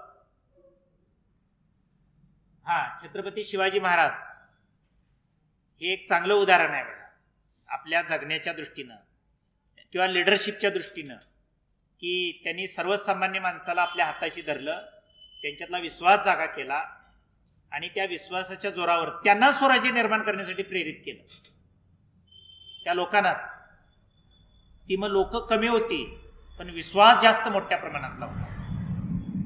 म्हणून त्यांना गनिमी कावा शिकवला गेला की कमी असल्यानंतर जादांच्यावर विजय कसा मिळवायचा. आणि ज्यावेळी लोकांचा आत्मविश्वास वाढतो, स्वतःवरची श्रद्धा वाढते, त्यावेळी संकट त्याच्यापासून दूर जातं आपोआप. ही नीती छत्रपती शिवाजी महाराजांनी राबवलेली होती आणि त्यामुळे ते यशस्वी झालेले आपल्याला बघायला मिळतात. पुढं प्रत्येक काम हे सार्वजनिक कार्य असतं, हे टीमवर्क असतं. आणि म्हणून प्रत्येकानं आपल्या पद्धतीनं जर चांगलं काम करत राहू तर आपण सगळेजण यशस्वी होऊ शकू. अण्णाभाऊसाठी म्हणायचे बघा, ही पृथ्वी शेषाच्या मस्तकावर तरलेली नसून कष्टकऱ्यांच्या तळ हातावर तरलेली आहे.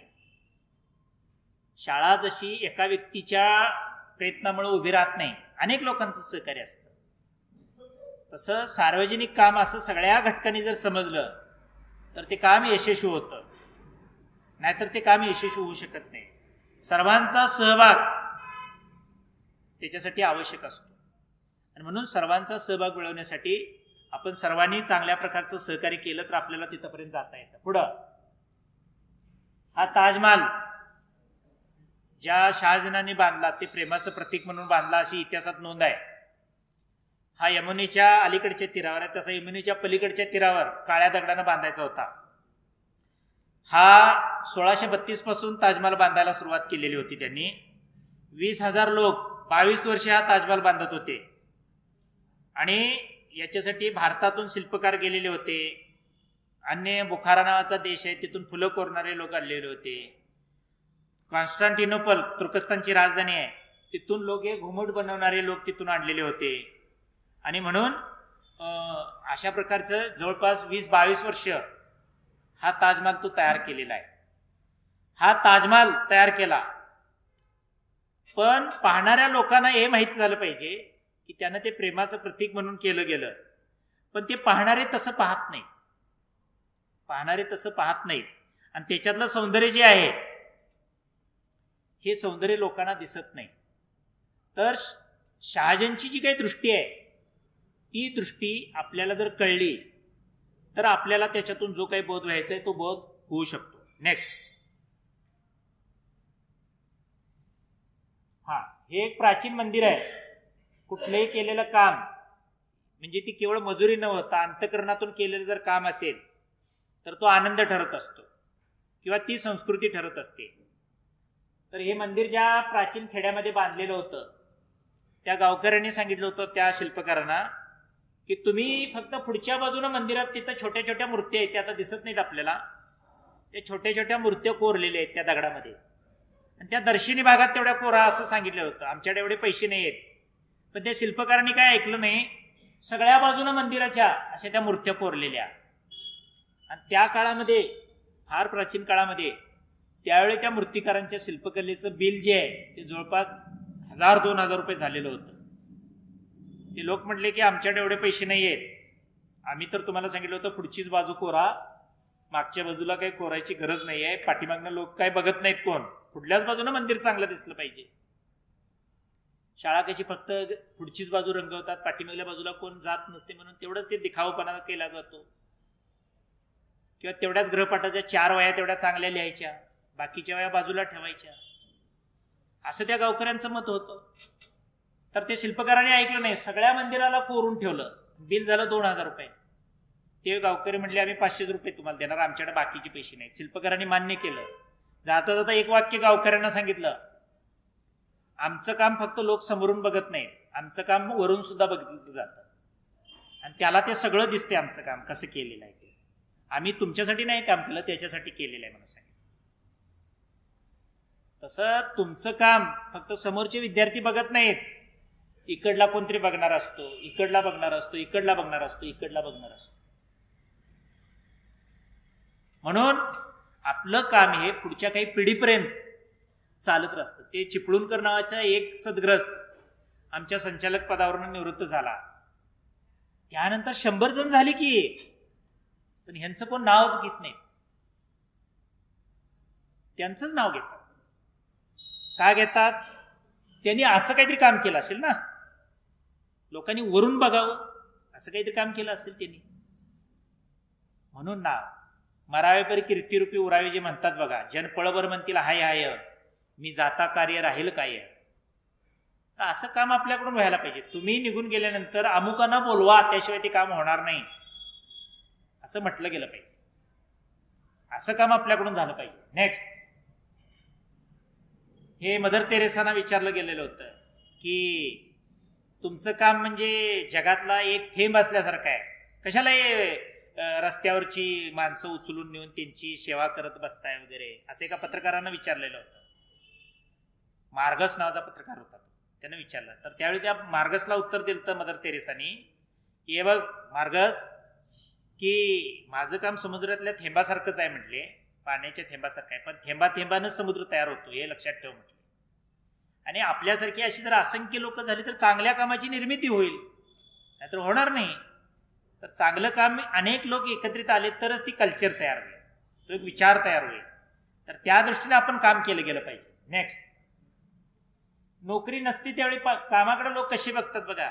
नोकरी नसते त्यावेळी डोळ्याला डोळा लागत नाही, आणि नोकरी लागल्यानंतर फोन करायला लागतो, कार्यशाळा सुरू झाली, येताय का थांबताय, येताय का थांबताय.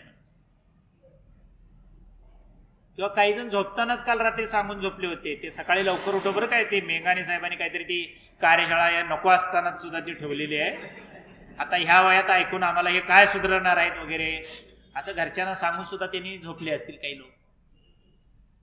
नोकरी मिळाल्यानंतर ते सूर्य कधी आला, सूर्योदय किती वाजता कुणाकुणाचा होत असेल ते त्यांचं त्यांनाच माहिती आहे. नोकरी नसती त्यावेळी रातभर डोळ्याला डोळा लागत नाही. तर ही अवस्था कशामुळे होते, तर दृष्टिकोनामुळे होते. तर आपण आपला दृष्टिकोन बदलला पाहिजे आणि आपण नोकरीला एक संधी चांगली मांडली पाहिजे, जबाबदारी मांडली पाहिजे. नेक्स्ट, कामासंबंधी गैरसमज असतो बघा प्रत्येकाचा. आमचं शिक्षण कमी झालं म्हणून आम्ही क्लार्क झालो वगैरे असं समजायची काही गरज नाही. आपल्या सर्वांच्या पेक्षा आपल्या आईचं काम जागतिक दर्जाचं असतं, पण तिचा कोण पुरस्कार करतं का? पण तिची तक्रार तरी आहे का? आमची लायकी सभापती होण्याची होती पण भाकरी करायची तुम्हाला वेळ आली आम्हाला ही सगळी, असं ती कधी म्हटली का? पण आपण मात्र बोलून दाखवतो लोकांना की त्यावेळी आमच्या वडिलांनी जरा चुकवलं नाही तर इंजिनियरच झालो असतो वगैरे असं म्हणतात लोक. किंवा जरा चुकलं नाही तर मी सुद्धा बीएड केलं असतो तर ते आता हेड सरच झालो असतो, मी फाउंडर आहे या संस्थेचा वगैरे असं म्हणतात लोक आपल्यातले सुद्धा काही जण. संध्याकाळी ही भाषा असते, दिवसभर काय बोलत नाहीत पण संध्याकाळी मात्र एकमेकाला सांगतात की मी अमुक झालो असतो वगैरे असं सांगतात वगैरे. किंवा घरात बायकोला कधी कधी सांगतात की चुकलं माझं, नाही तर मी खूप मोठा होणार होतो वगैरे असं सांगतात लोक. तर हे असं असतं की प्रत्येकाला वाटतं की मला माझ्यापेक्षा कमी काम मिळालेलं आहे, मग मी काम करायचं नाही, निवांत करायचं, जमल तेवढं करायचं, जसं करेल तसंच करत राहणार, अशी एक भावना तयार होते. म्हणून हेड सरांना जेवढी शाळेची काळजी असती तेवढं असिस्टंट टीचरला असती काय काळजी? एखाद्या पोराचा फॉर्म भरायचा राहिला असेल तर हेड सर रातभर झोपणार नाही, कारण का ते नुकसान झालं तर उद्या ते पालक येणार, सगळं हे होणार, संस्था विचारणार आणि त्रास त्या हेड सरना होतो. बाकीची निवांत असतात, ह्याला कळाय नको काय म्हणतात, कळाय नको काय वगैरे. अरे कळायला सगळ्यांनाच पाहिजे, ती काय एकट्याची ड्युटी नाही आहे, सगळ्यांची आहे. त्यामुळे इथून पुढे वर्ग शिक्षक एकाला करू नये, सर्वजण वर्ग शिक्षक आहेत अशी एक नोटीस काढून टाका तुम्ही, त्याशिवाय ती सगळीजण जबाबदारी घेणार नाही. नेक्स्ट, काम नसतं त्यावेळी मग असं काहीतरी होतं बघा, शक्तीचा चुकीचा वापर करतात बघा. आपण आपल्या गोष्टीशी केंद्रितीने एकरूप राहा, स्वतःवर प्रेम करा, स्वतःशी प्रामाणिक राहा, स्वतःच्या शाळेवर स्वतःच्या कुटुंबावर चांगलं लक्ष द्या, तुम्ही आनंदी आणि सुखी व्हाल लवकर. पुढं कामासंबंधी गैरसमज, ते पर्वत आणि खार ह्याच्यातला तो संवाद आहे. तो पर्वत खारीला म्हणतो की तुझा जीव केवढा आणि माझी ताकद केवढी, शक्ती माझी केवढी आणि तुझी केवढी. ती त्याला गोष्ट सांगते, हे बघ म्हटले दादा तू मोठा आहेस, मान्य आहे.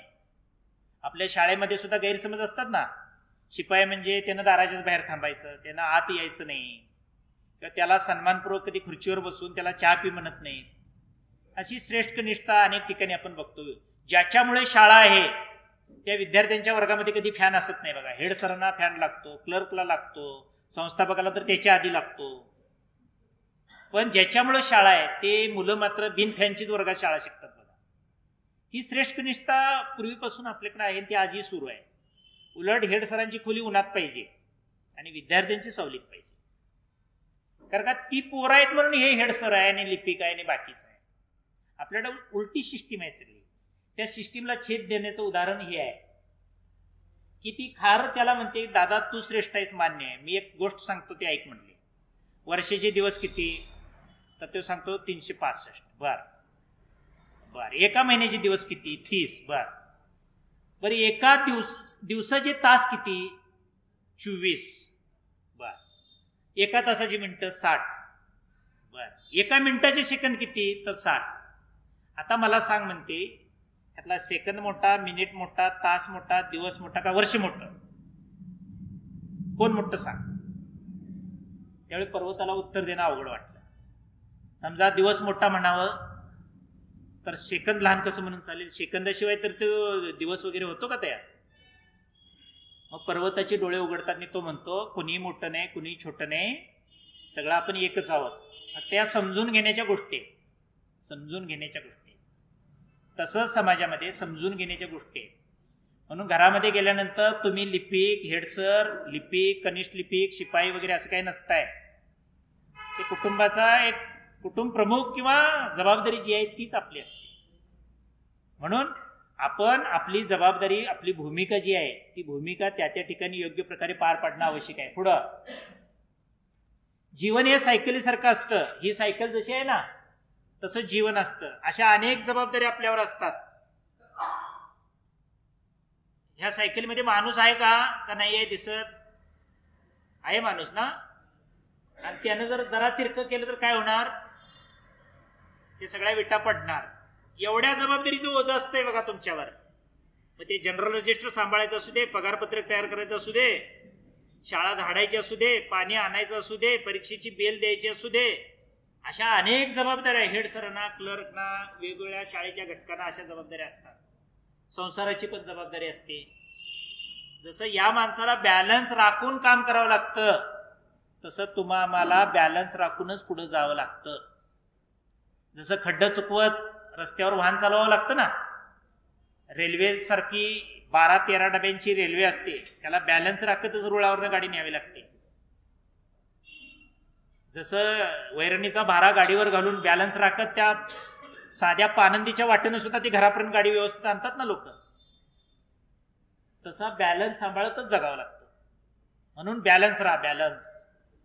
पाय कुठेही घसरू द्यायचा नाही. पावसाळ्यात निसरट झालेली असते बघा, किंवा नवीन रस्ता केल्यानंतर ती वाळू कडला साचलेली असते बघा, त्याच्यावर गाडी गिरगी बॅलन्स जाण्याची शक्यता असते बघा. तसं डोळे उघडे ठेवून, मन सजग ठेवून रस्ता चाला. मग मुलं काय शिकतात त्याच्याकडे लक्ष द्या. स्वतःची मुलं, घरातली, जेवढी गरीब परिस्थिती त्यांची मुलं चांगली शिकतात, जेवढी श्रीमंत परिस्थिती त्यांची मुलं चांगली शिकत नाहीत. ही उदाहरणं आहेत आपल्याकडची. तुमच्यापेक्षा प्रायमरी शाळेच्या शिक्षकांची पोरं चांगली शिकलेली तुम्हाला डोळ्यात देखत बघायला मिळतात बघा. त्याच्यापेक्षा माध्यमिक शिक्षकांची पोरं फारशी कमी घडलेली दिसतात बघा.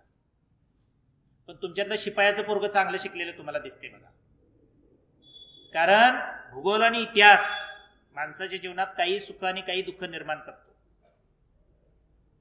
जशी परिस्थिती मिळेल तसं ते रोप उगवते. चंद्रपूरमध्ये कुठलंही झाड लावलं तर ते उभंच जातंय. आपल्याकडे मात्र उभं नाही जाईल, असं फांद्या सोडतंय, तिथंच राहतंय ते. तिकडे तसं नाही आहे, त्या मातीचाच गुण आहे, लावलं की उभंच, आणि ते उंचच जातंय जास्त, फांद्या सोडतच नाही जास्त. तिथल्या मातीचा आतून गुणच आहे तसा. तसं आपण बॅलन्स राखा आणि जगा, म्हणजे तुम्ही यशस्वी व्हाल, दुःखी होणार नाही. नेक्स्ट, कामासंबंधी गैरसमज. की आपल्याकडं कामासंबंधीचे जे गैरसमज असतात ते दोन प्रकारचे असतात. की बऱ्याच जणांना वाटतं की माझं काम कमी दर्जाचं आहे. आणि इथं पुढचं एक चित्र आहे, चला पुढच्या चित्राकडे जाऊया. म्हणजे ते गैरसमज कसे असतात बघा. हे दोन पोस्टमन आहेत. पहिला पोस्टमन म्हणतो की ईमेलच्या दुनियेमध्ये लोक व्हॉट्सअप एवढं निघालंय, ईमेल निघाले, कशाला पत्र लिहित असतील. आम्हाला ते पत्ते शोधून काढावे लागतात. दुपारची लोक झोपलेली असतात, ते बेल वाजवले की रागावतात. संध्याकाळी यायला येत नव्हतं का, सकाळी का आला नाहीस, आता कशाला आलास वगैरे असं म्हणतात.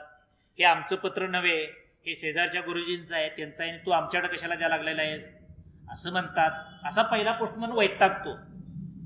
दुसरा पोस्टमन मात्र आनंदित वाटतो. वाह, हे पत्र अमुक गुरुजींचं आहे, की त्या गुरुजींना केंद्र सरकारचा या वर्षाचा राष्ट्रपती पुरस्कार मिळालेला आहे, त्यांना किती आनंद वाटेल. असं तो आनंदात ती बेल वाजवून तो पत्र त्यांना देतो, तुमचं अभिनंदन म्हणतो वगैरे. असा तो नोकरी एन्जॉय करतोय. दुसरं पत्र एका शिक्षण सेवकाला तो देतोय, ती गावाकडनं पत्र आलेलं असते, वडिलांनी सांगितलेलं असतंय, तू जिच्यासाठी झुरत होतास तिच्याशीच तुझं आम्ही लग्न ठरवलेलं आहे. त्याला किती आनंद वाटेल बरं. ते पत्र घेऊन नाचायला चालू करते हेडसर त्या ह्याच्या समोरच, पोस्टमनच्या समोरच. त्यावेळी पोस्टमनला सुद्धा आनंद वाटतो की वाह, किती ड्युटी माझी चांगली आहे. तिसरं पत्र कुठल्या तरी आणि एखाद्या केंद्र प्रमुखाला देतोय की तांदूळ घोटाळ्यातून तुमची जिल्हा परिषदेनं निर्दोष मुक्तता केलेली आहे वगैरे.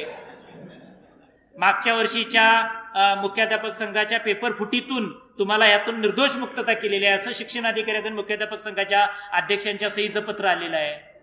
व्हॉट्सअपवरनं संदेश तू पाठवला होतास ना, प्रश्नपत्रिका फोडून ती परस्पर कुणाला तरी, त्याच्यातून तुझी निर्दोष मुक्तता झालेली आहे असं एखाद्या क्लर्कला ते पत्र आलेलं असतंय. त्याला आता वाटतंय रिटायर होताना बरं झालं, माझी पेन्शन तरी चालू झाली वगैरे, तो आनंदात वाटतो त्याला. असा दुसरा पोस्टमन मानतो.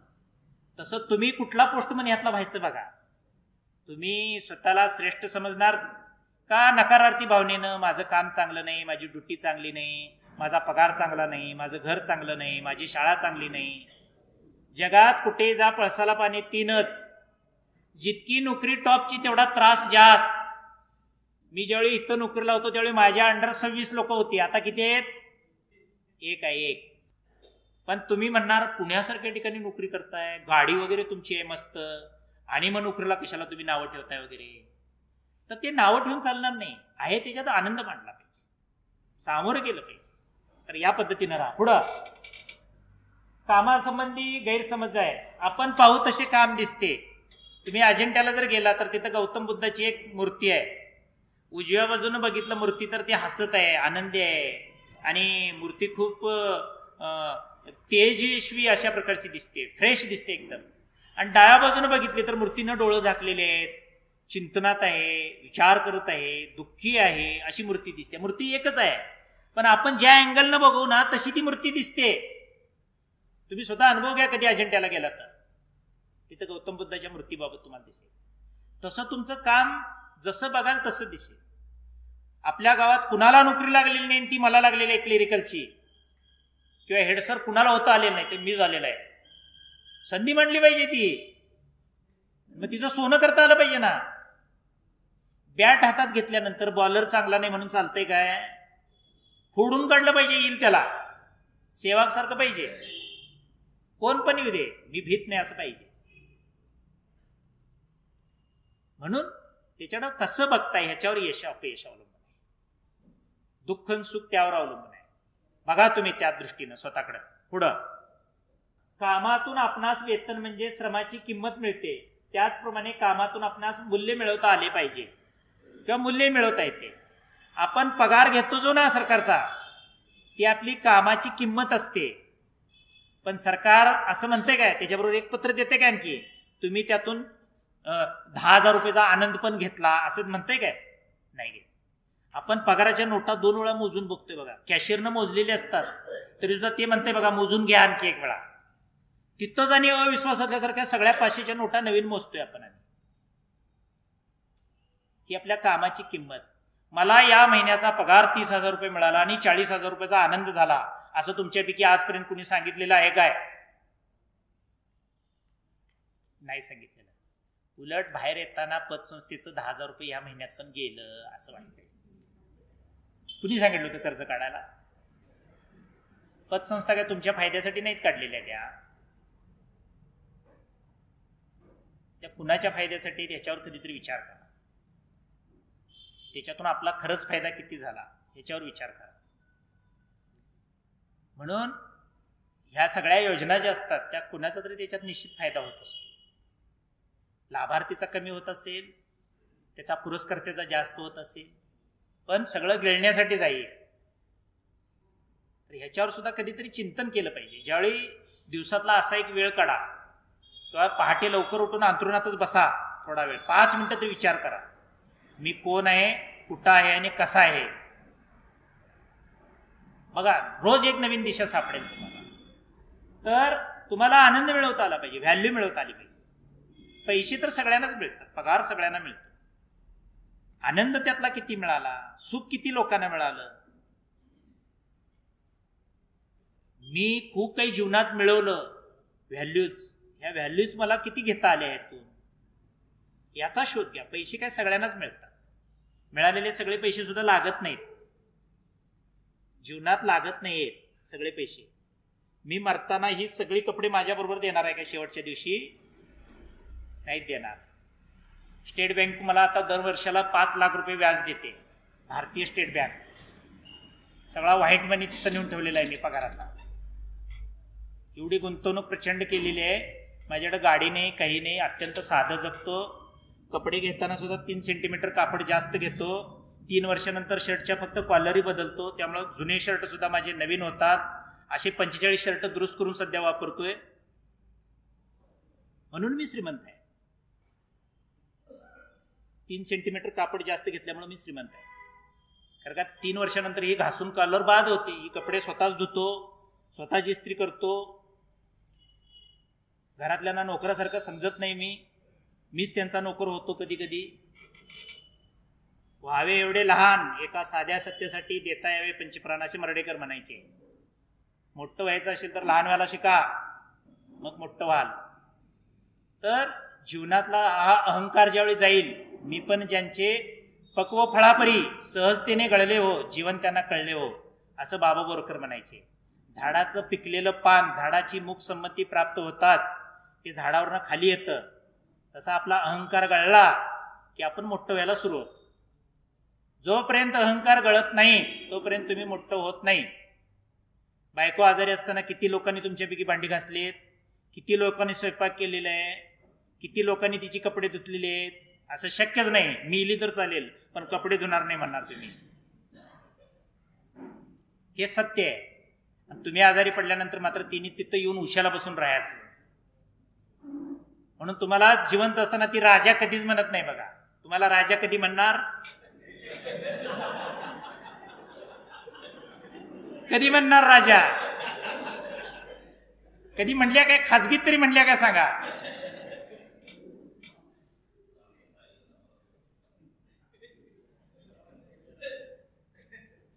म्हणून खरं जीवन जे आहे ते खरं जीवन जगायला आपल्याला शिकता आलं पाहिजे. म्हणून आपण आवरणाखाली राहायचं नाही, झुलीखाली राहायचं नाही. असं स्वतःला स्पष्ट कसं जगता येईल याच्यावर जास्त विचार केला गेला पाहिजे. तर हा विचार महत्वाचा आहे. पगार सगळ्यांना मिळतो, त्यातलं शाश्वत सत्य, मूल्य, विचार, तत्व, सिद्धांत हा आपल्याला मिळवता आला पाहिजे. पगार सगळ्यांनाच मिळतो, तो कमी मिळेल जास्त मिळेल. आणि जास्त मिळालेला पण काय घेऊन जात नाही. मी सांगितलं ना माझं उदाहरण, 5 लाख रुपये काय मी घेऊन जाणार नाही. 1 कोटी रुपये माझी ठेव आहे बँकेमध्ये, 50 लाख माझे आहेत, बायकोचे 50 लाख रुपये आहेत आणि हे कष्टातून मिळवलेले आहेत सगळे. हे जाताना घेऊन जाणार नाही. 1 रुपया ते एम पाटील देणार शेवटचा, ते पण आणि ते हजर असणार. पाटील मेलं, चला हे माझा 1 रुपया द्या, त्याला जाऊ दे आता. म्हणजे शेवटचा रुपया सुद्धा त्याच्या बँकेतला काढला जात नाही. तिथं कोणतरी नातेवाईक असतो ना, तोच तो 1 रुपया देतो. मग सगळी पळापळ कशासाठी? कशासाठी पळापळ ही आपली सगळी? शेवटचा रुपया जर माझा त्याच्यासाठी नसेल, दुसरंच कोणतरी आणून देतं. ते शेवटचं वस्त्र सुद्धा पै पाहुणेच कोणतरी आणतात, ते वस्त्र झाकून त्याला घेऊन जातात लोक. शेवटची आंघोळ आताच्या बाथरूम मध्ये होती काय 2.5 लाख रुपये खर्च करून बांधलेल्या? कुठं आंघोळ असते शेवटची? मग ते 42 लाखाचा बंगला मगाशी कोण सर म्हणले ना, ते मग काय उपयोगाचा आहे? ती नवीन इस्टीम गाडी आहे, त्याच्यातून नेणार काय शेवटला? आपले जे नातेवाईक आहेत त्यांच्याच खांद्यावरनं आपलं ओझं जाणार आहे शेवटी. ज्यांच्या खांद्यावरनं जाणार आहोत त्यांचा आता तरी सन्मान राखा ना जरा तरी.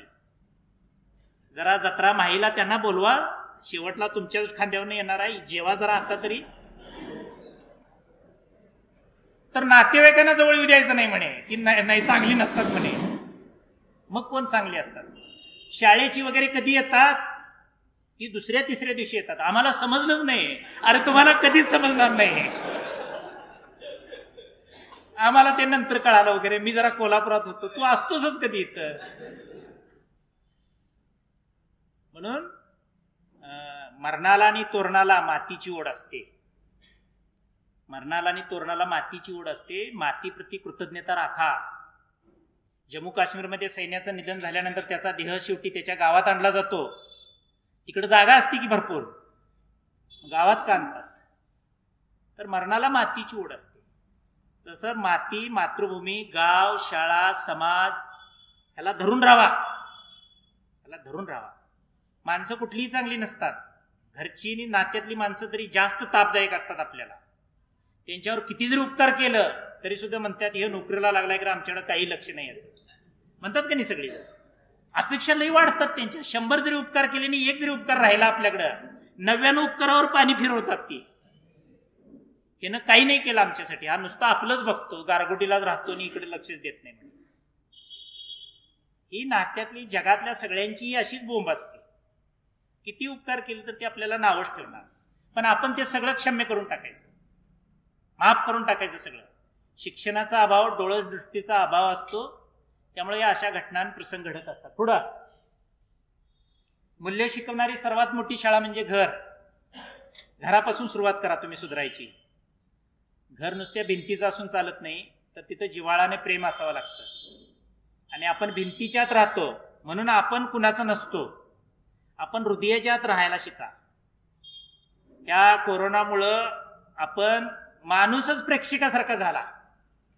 एखाद्याला दवाखान्यात ऍडमिट केलं की दुसऱ्याला विचारतात बघा ते हाय का, काय झालं रे म्हणून म्हणतात. म्हणजे त्यानं मरावंच असंच आपल्याला वाटतं का? तर कोरोनामुळं माणूस प्रेक्षकासारखा झालेला आहे. म्हणजे काही वाटत नाही कुणाबद्दल आता, इतका माणूस तटस्थ झालेला आहे, संवेदना विरहित झालेला आहे. तर घरामध्ये परस्पर सौहार्दाचं वातावरण, आपुलकीचं वातावरण, ममतेचं वातावरण, स्नेहभावाचं वातावरण कसं तयार होईल आणि नातेसंबंध कसे अधिक दृढ राहतील याच्यासाठी घरापासून प्रयत्न करायला. निदान एकदा तरी सगळेजण मिळून जेवा घरात, संध्याकाळचं तरी जेवत चला एकत्रित बसून, म्हणजे घरात एक प्रकारचं वातावरण जपलं जाईल. नेक्स्ट, आपण काम करण्याचे शिकवतो पण कामावर प्रेम करायचं शिकवत नाही. तर कामावर प्रेम करायला शिकवलं पाहिजे. आपण लोकांना सांगतो बघा, नवीन नोकरी लागलेल्या मुलाला सांगतो बघा, जास्त काय तिथे इन्व्हॉल्व होऊ नको, जेवढं सांगतात तेवढंच कर, लई पुढं पुढं होऊ नकोस, सगळं येतंय म्हणून सांगू नकोस, गणित शिकवता येते म्हणून सांगू नकोस, इंग्रजी येते म्हणून सांगू नकोस, टायपिंग येते म्हणून सांगू नकोस. निगेटिव्ह गोष्टी सगळ्या सांगतात लोक. आणि मग फक्त आपण लांबल्या लांब कसं राहता येईल हा विचार जास्त जोपासला जातो. नेक्स्ट, ही आदिवासी भागामध्ये काम करणारी एक डॉक्टरीन मुलगी आहे. ती MBBS झाल्यानंतर सर्टिफिकेट घेऊन वडिलांना गेली आणि म्हणाली की तुमच्यामुळे मी MBBS झाले. वडील म्हटले माझ्यामुळे कशी काय MBBS झालीस? तुला मी किती रुपये दिले होते? तर तुम्ही मला 5,000 रुपये दिले होते. मग तुझ्या मेडिकलची फी किती होती? तर 1,00,000 रुपये होती. मग उरलेले 95,000 रुपये कुणी दिले दर वर्षाला? तर ते गव्हर्नमेंट ऑफ महाराष्ट्रानं भरले स्कॉलरशिप म्हणून. मग तुला डॉक्टर कुणी केलं? कुणी केलं डॉक्टर? मी केलं, आपल्या कुटुंबाने केलं का महाराष्ट्र शासनानं केलं? तर महाराष्ट्र शासनानं केलं. सेवा कुणासाठी करणार मग तू? कुटुंबासाठी करणार का राज्यासाठी करणार? ती मुलगी म्हटली राज्यासाठी सेवा करणार. मग जा म्हटले नंदुरबारला मेडिकल ऑफिसर म्हणून तुझी नियुक्ती झालेली आहे, तिथंच जाऊन सेवा कर आणि संध्याकाळच्या वेळी मोफत दवाखाना चालव. कारण का तुला समाजानं डॉक्टर केलेलं आहे, आपण नाही केलेलं. म्हणून ती मुलगी मोफत तिथं सेवा देते संध्याकाळचा वेळ. म्हणून आपण सुद्धा म्हणतो माझ्या बाबानं मला शिकवलं, इथं विद्यापीठ स्थापन झालं म्हणून आपण शिकलो. तुझं तो विद्यापीठ बांधून शिक जा, तुझं तो म्हटलं असतं तर आपण झालो असतो. म्हणून ती एक जाणीव ठेवायला पाहिजे आपण कायम सगळ्यांनी. तुझी तू एसटी घेणे जा कोल्हापूरला म्हटलं तर शक्य आहे आपल्याला? तुझी तू कार घेणे जा कोल्हापूरला म्हटलं शक्य आहे? नाही. तुझा तू दवाखाना काढा आणि घे इंजेक्शन करून म्हटलं तर शक्य आहे? आपण कुणामुळे आहोत याच्यावर सुद्धा कधीतरी विचार करा. आपण स्वतःचे असं काही निर्माण करू शकत नाही. एकमेका सहाय्य करू अवघे धरू सुपंत. आपण एक दुसऱ्यावर अवलंबून असतो. मरणकल्पनेशी थांबे तर्क जाणं त्याचा, पराधीन आहे जगती पुत्र मानवाचा, अशी गदिमांची एक ओळ आहे बघा. माणूस पराधीन आहे, स्वतःच काय आहे त्याचं? आत्ता इथं चक्कर येऊन पडली, माझा मी उठून दवाखान्यात जाणार आहे का? नाही. इथं गाडी एकाची, पैसे एकाचं, औषध एकाचं, उपचार एक जण करणार आणि मग मी जगणार. आपण कोण आहोत? कुणीही नाहीये. अहंकार तेवढा आपला आहे, नाव तेवढं आपलं आहे, बाकी काय आपलं आहे? काहीच नाही. हा विचार कधीतरी करा. शाळा कुणीतरी स्थापन केली म्हणून मी नोकरीला लागलो, कुणीतरी जागा दिली म्हणून तिथे इमारत झाली, ते पालकांनी शाळेत मुलं घातली म्हणून मी शाळेत नोकरीला लागलो. त्यांनी ठरवलं उद्यापासून नाही घालायची इथं मुलं, आपण तिकडे दुसऱ्या शाळेत घालू, नोकरीच जाणार आहे माझी. याच्यावर कधीतरी विचार करा. मी कुणामुळे आहे याच्यावर विचार करा. नेक्स्ट, नावलौकिकाचा विचार करा, इम्प्रेशनचा नको. तुमचं व्यावसायिक आणि सुसंस्कृत व्यक्तिमत्वाने जग जिंका.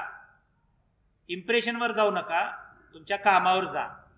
ते काम तुम्हाला चांगलं जगवेल. नेक्स्ट, नुसता जनसंपर्क वाढवण्यापेक्षा परस्पर संपर्क वाढवा.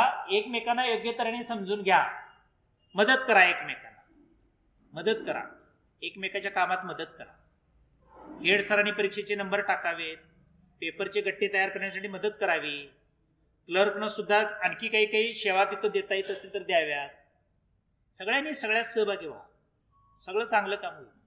नेक्स्ट, हे तत्व आहे बघा, सगळ्यांनी मिळून जर काम केलं तर काम चांगलं होतं. पुढं, स्वतःच्या स्वभावात विनम्रता आणायला शिका. दुसऱ्या नोकरीची बढतीची तयारी पहिली नोकरी करत असते. तुम्ही नंतर सचिव करायचं तुम्हाला का नाही हे कशावर ठरतं? तुमचं वय बघून ठरतं का?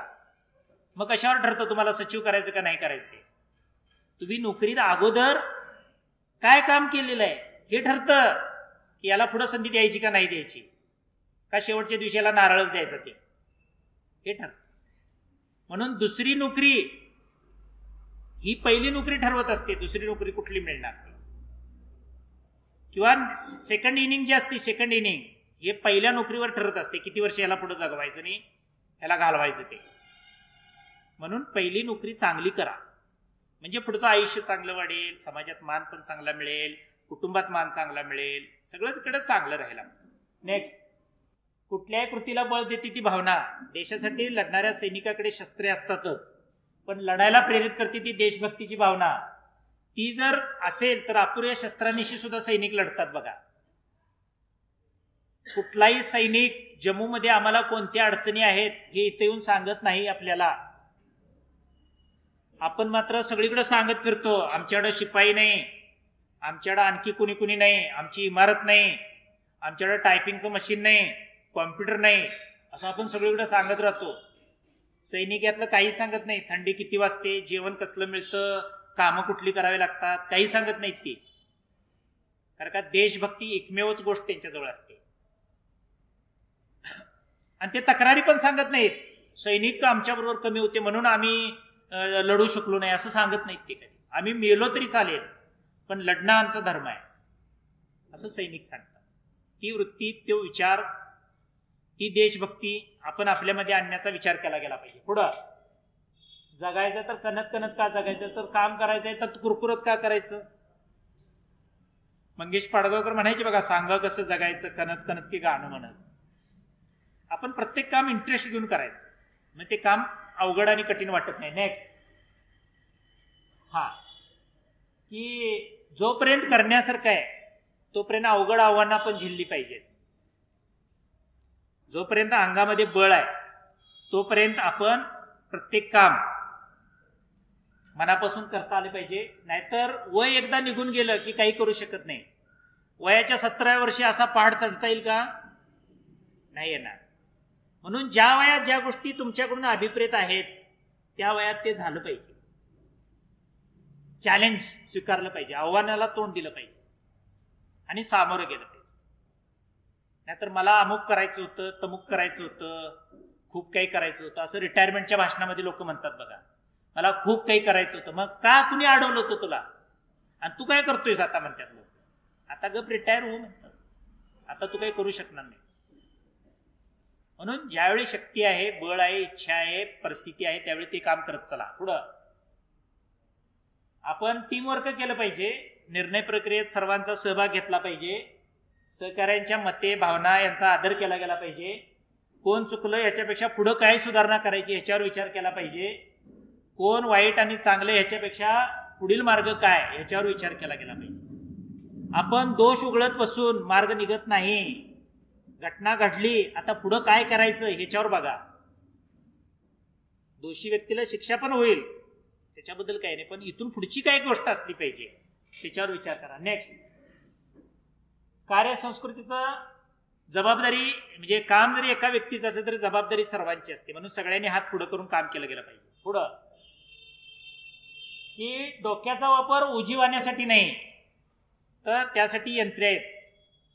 तर डोकं हे काम अचूक कसं होईल याच्यासाठी. मनुष्य पायाने चालत नाही, डोक्याने चालतो. म्हणून रस्त्यावर गर्दी जास्त होते.